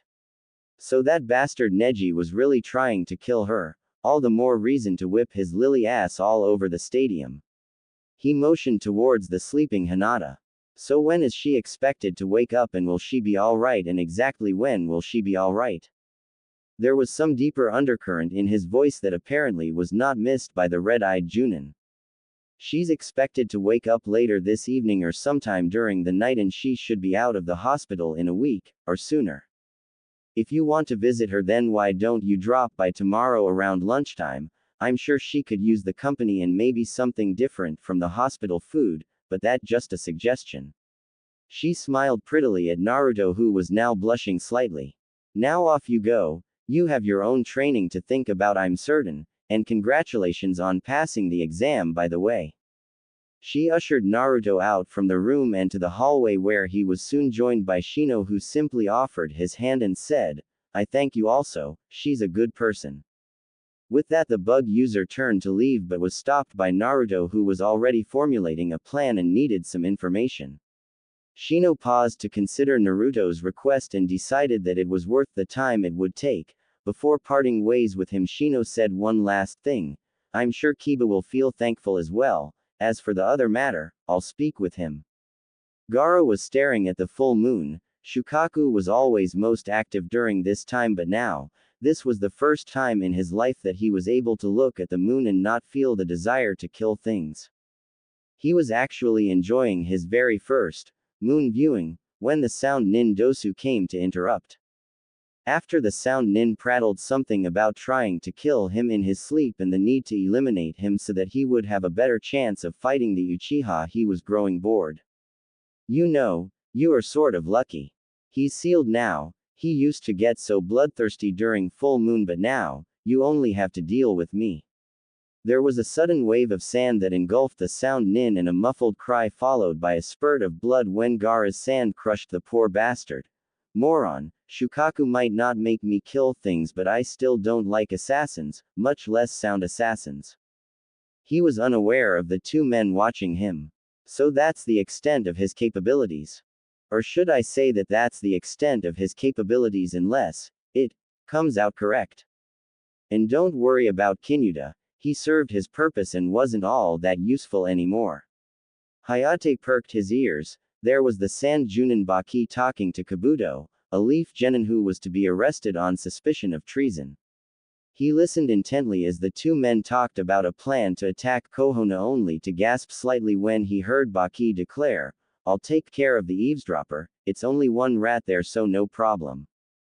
The two Junin faced off, and after a conceding, my Mr. Examiner, what are you doing here all alone? From Baki, Hayate launched his attack after performing a few seals and yelling out, Mikazuki no Mai, Dance of the Crescent Moon. An attack that did connect but didn't quite cause the effect it was supposed to, as Baki only smiled. Very surprising to master such a move on so young age, but your blade can be stopped while a blade of wind can't. Kei's no Yaiba, Hayate saw it coming. So, it ends here. Then there was moment of blackness, then he realized something. Sand, there's a wall of sand in front of me, what the hell? He quickly and cautiously navigated around the wall of sand only to see Baki's head, with his mouth covered, sticking out from a cocoon of sand. He whirled about when there was a voice that said, I believe Baki would tell you most interesting things if you were to question him. Looking towards a nearby roof, he saw the sand boy, Gaara, smirking and holding his hand towards Baki. I wish to leave the service of Kazekage-sama, and join the ranks of your leaf genin if possible. It was nearly lunchtime the following day, and Naruto was balancing several takeout bowls of miso and beef ramen along with a bag that held several canned beverages and an additional bag of special treat he'd gotten. He was almost at Hinata's room when he heard a male voice stating, You are weak, daughter. To lose in a fight to a member of the branch house is inexcusable. The voice and the message that the voice conveyed reminded him so much of Neji that he almost dropped the foodstuffs he was lugging, almost. Taking a deep breath, he tried to calm himself, an act that was almost impossible as the male in Hinata's room continued to berate her, calling her worthless and the like. Deciding to take Kyuubi's advice, she was talking his ear off really. He feigned ignorance of any other visitors and kicked the door open, secretly hoping to hit the offending male with it, and burst into the room. He heard Kyuubi making a small snort of amusement when he observed a pale-eyed man, obviously Hinata's father, whirl around in amazement at such a blatant intrusion. Pointedly ignoring the man, he waved cheerfully at Hinata. "Oi Hinata, good to see you awake and all. You had us all worried there for a moment. Anyway, I got you some ramen and stuff to make you feel better. I mean, hospital food has a certain reputation." Placing his baggage on a nearby table, he noticed that Hiyashi, as he knew Hinata's father was called, was growing quite impatient from being ignored. Paying the man no heed, he helped a Kai-chan from her pouch onto Hinata's bed, where she was promptly placed in a small embrace. Joining, he noted, the kitsune plushie he'd brought the day before. Turning around, he acted as he hadn't even noticed Hiyashi before this. "Ah, Gomen Hiyashi-sama, I didn't realize you were there." He immediately disliked the man. Not only did he sound like Neji, but he even had the same superior, "I'm better than you, so you are nothing to me," look on his face. "I brought some ramen, but I'm afraid there's not enough for all of us, so if you'll excuse us." That brought a muffled squeak from Hinata and caused Hiyashi's eyes to narrow visibly. Now Naruto really wasn't sure why Kyuubi thought it was a good idea to outrageously piss off the guy, but he was enjoying himself, so he really didn't care.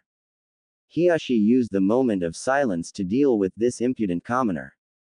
"It's you who should excuse us, I was just talking with my daughter." He got no further when Naruto interrupted.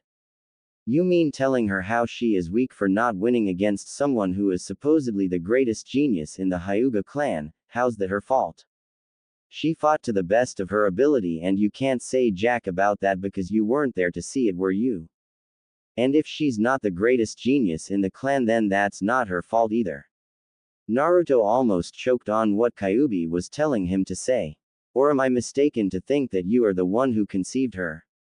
So wouldn't any shortcomings in that direction be your fault?" Hiyashi was now visibly fuming. "Only thing she doesn't have in abundance is self-esteem, but that's not surprising if your actions today are any indication of the norm. How dare you? My daughter is weak and there's no way around it and it can't be changed. I only hope that her sister Hanabi won't turn out to be as useless as she is." Hiyashi was livid actually. Not only had this commoner dared voice the truth he himself didn't want to face, Neji was a genius among the Hyuga, he'd also dared to question his abilities as a father, and a man. He was about to defend his position when the boy continued. "Now Hiyashi-sama, we have established that Neji has the strongest of Hyuga blood in the past 100 years, so wouldn't it make the whole Hyuga clan look bad when I kick his ass around the stadium like it was an empty can?" Naruto stopped to draw breath and gauge Hiyashi's reaction, something which was hard because he'd along the years cultivated a face of total composure. Only thing that gave away the Hyuga leader's anger was a pulsing vein on his forehead. "Blah. This is pointless. There is no way rabble like you could ever defeat even the weakest of the Hyuga, let alone my nephew Neji." This caused Kyuubi to smile hook, line and sinker. Now all that remained was for Naruto to say the words, and the blonde said them. "Want to bet? If and when I kick the crap out of Neji, you will take back all that crap about Hinata being weak and start treating her like you should treat your own daughter. And if for some reason I lose, well done, you can ask anything really." He flashed out a confident grin to the now terrified Hinata. "Cocky little bastard, anything him. Intriguing proposition. Maybe if we could incorporate his apparent bloodline into the Hyuga, yes, that might work." Hiyashi drew a breath and cleared his throat. "Very well Uzumaki, I accept, and if you lose you will forget your ambitions of becoming a Hokage and be branded as a member of the Hyuga branch family so that our clan may benefit from your unique physique."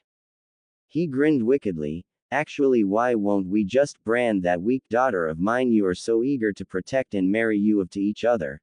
Deciding that the matter was closed at that, he turned to leave only to hear Naruto's cheerful voice yelling after him, "Hey, you trying to bribe me so that I'd lose on purpose or what?"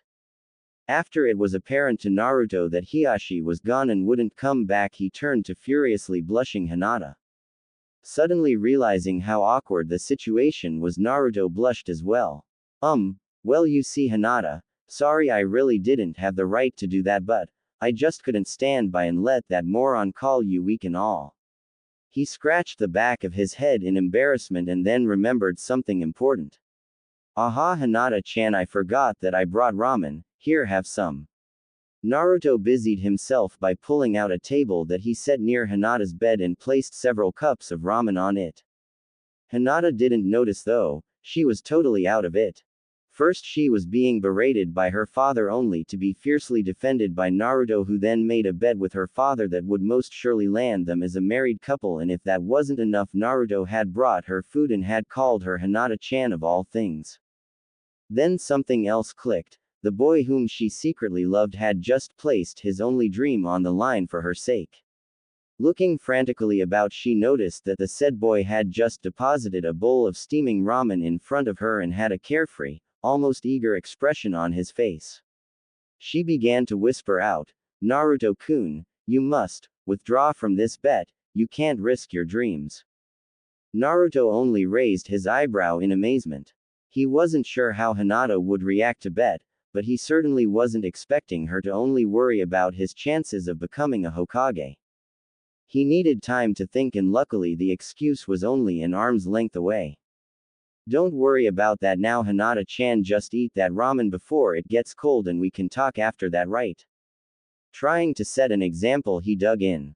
After Naruto cleaned out 4 bowls of ramen, 3 of his own and 1 he'd brought for Hinata, who demurely declined the second bowl, saying that 1 bowl was enough for her, he grabbed the bag he'd brought and handed it over to Hinata, who, blushing only slightly, peeked into the bag only to squeal out, cinnamon rolls, my favorites, how did you know?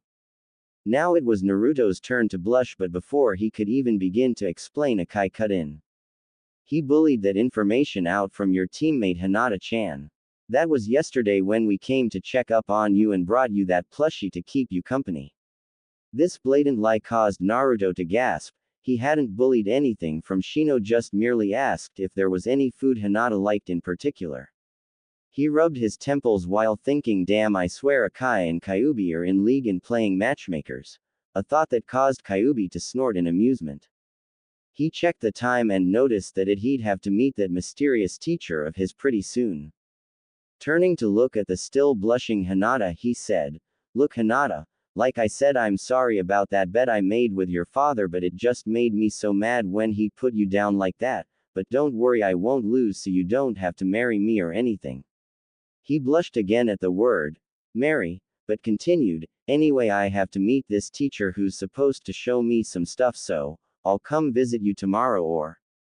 Hinata was playing with her fingers and blushing.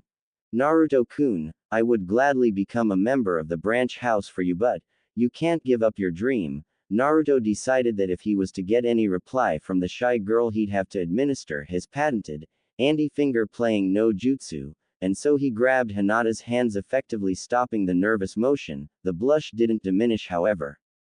With great difficulty, Hinata was able to overcome the faint that nearly overwhelmed her and managed to squeak out, hi, Naruto-kun, it would be nice too, if you would, tomorrow. Bemused, Naruto shook his head slightly and decided that she'd probably faint if he held her hands any longer. So he let Akai get her last petting of the day before collecting the kid and said, well, see you tomorrow then, Hinata-chan, I gotta run. So, with that he left the room only to poke his head through the door a second later. Oh, and get better soon, okay, so maybe you can help me with my training and stuff, well, bye again. And then he was gone, leaving poor Hinata in her bed pondering the most bizarre, yet at the same time most gratifying, lunch of her young life. Naruto was pondering things along the same lines when he ran towards the Konoha Hot Spring Resort with an easy lope. He wondered why on earth would his new sensei want to meet at the hot springs though. Maybe he'll teach me some cool techniques involving hot water. At this, images of lobster red Neji entered his mind, causing him to laugh out loud along with Kyuubi. Or maybe he's just an old man who wants to take a nice relaxing bath while planning out my training, playing through the myriad of possibilities in his head. He soon arrived at the hot springs. Looking around the entrance, he saw no sign of a white-haired man, so he decided to check the inside only to find them all but deserted. At first he thought he was the only one in the hot springs, but that theory was trashed when he heard an oddly familiar chuckle. It reminded him of the sounds Kakashi-sensei made when he read that perverted book of his. Oh great, another day, another pervert.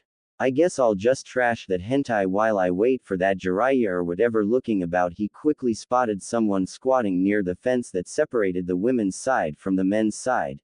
Taking a better look of the man, he could only feel despair starting to creep in. Old man, with a spiky white hair, and obviously a pervert, why the hell do these things happen to me? Why? Feeling somehow betrayed, he decided to vent on the old pervert and snuck up behind him. Hey you old man, why are you peeping at women's bath? You aren't a pervert, are you? Feeling somewhat satisfied when he could hear the women running away from their baths, he smirked at the old man who was yelling, "Baka baka baka baka." In utter desolation, Naruto smirked and said, "You are just a pervert, anyway. Are you Jiraiya?" The pervert began a weird dance of sorts.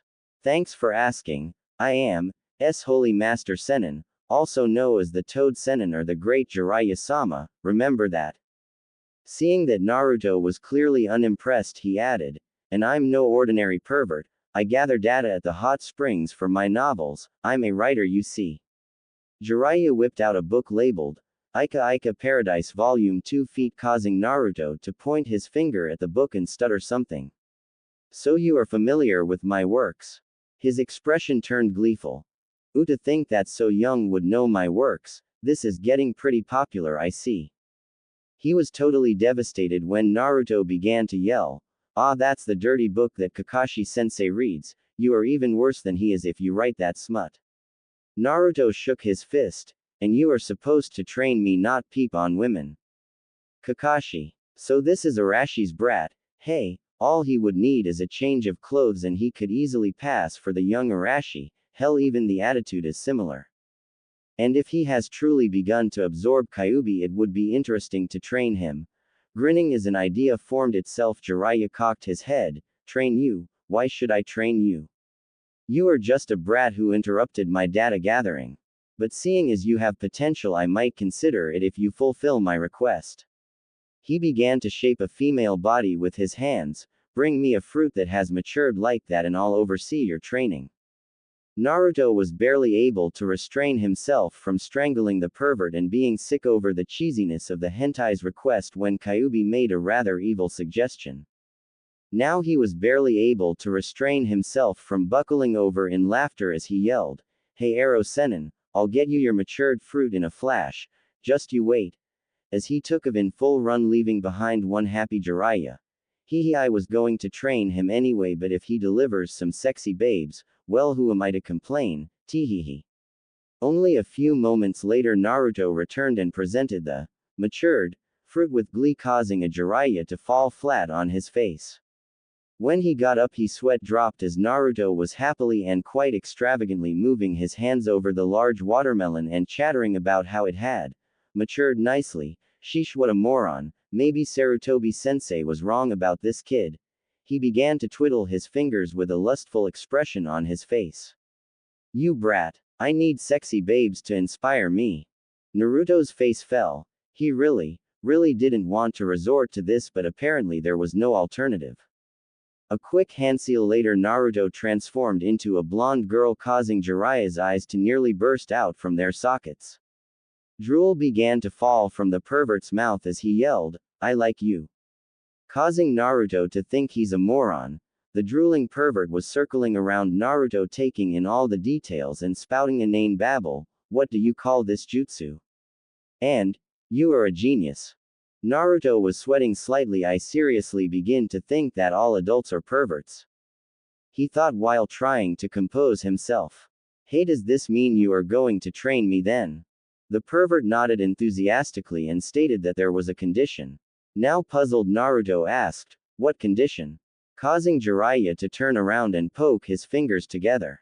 Naruto barely made out the whisper of, "You have to stay like that during the training," but it was enough. A vein popped on his forehead as he dispelled the henge and pointed a finger at the older man. You are just a Sukebe you arrow senin. Quite surprisingly Jiraiya only laughed it out. I'm not an ordinary pervert, I'm a super pervert. He quickly turned serious. But enough of this entertainment, I was going to train you anyway because Sarutobi-sensei asked. Now let's leave and find someplace more private so we can talk. Few hours later they were sitting on a log in the forest. Jiraiya had proven to be an apt listener, though he had been somewhat too keen to hear a detailed description of Kyuubi's human form, but Naruto shrugged that off as normal for someone who openly admits to being a super pervert. The Sennin looked thoughtful for a moment. So basically you have to beat up a Hyuga genius in 1 month's time. Normally I'd say you don't have any chance, but consider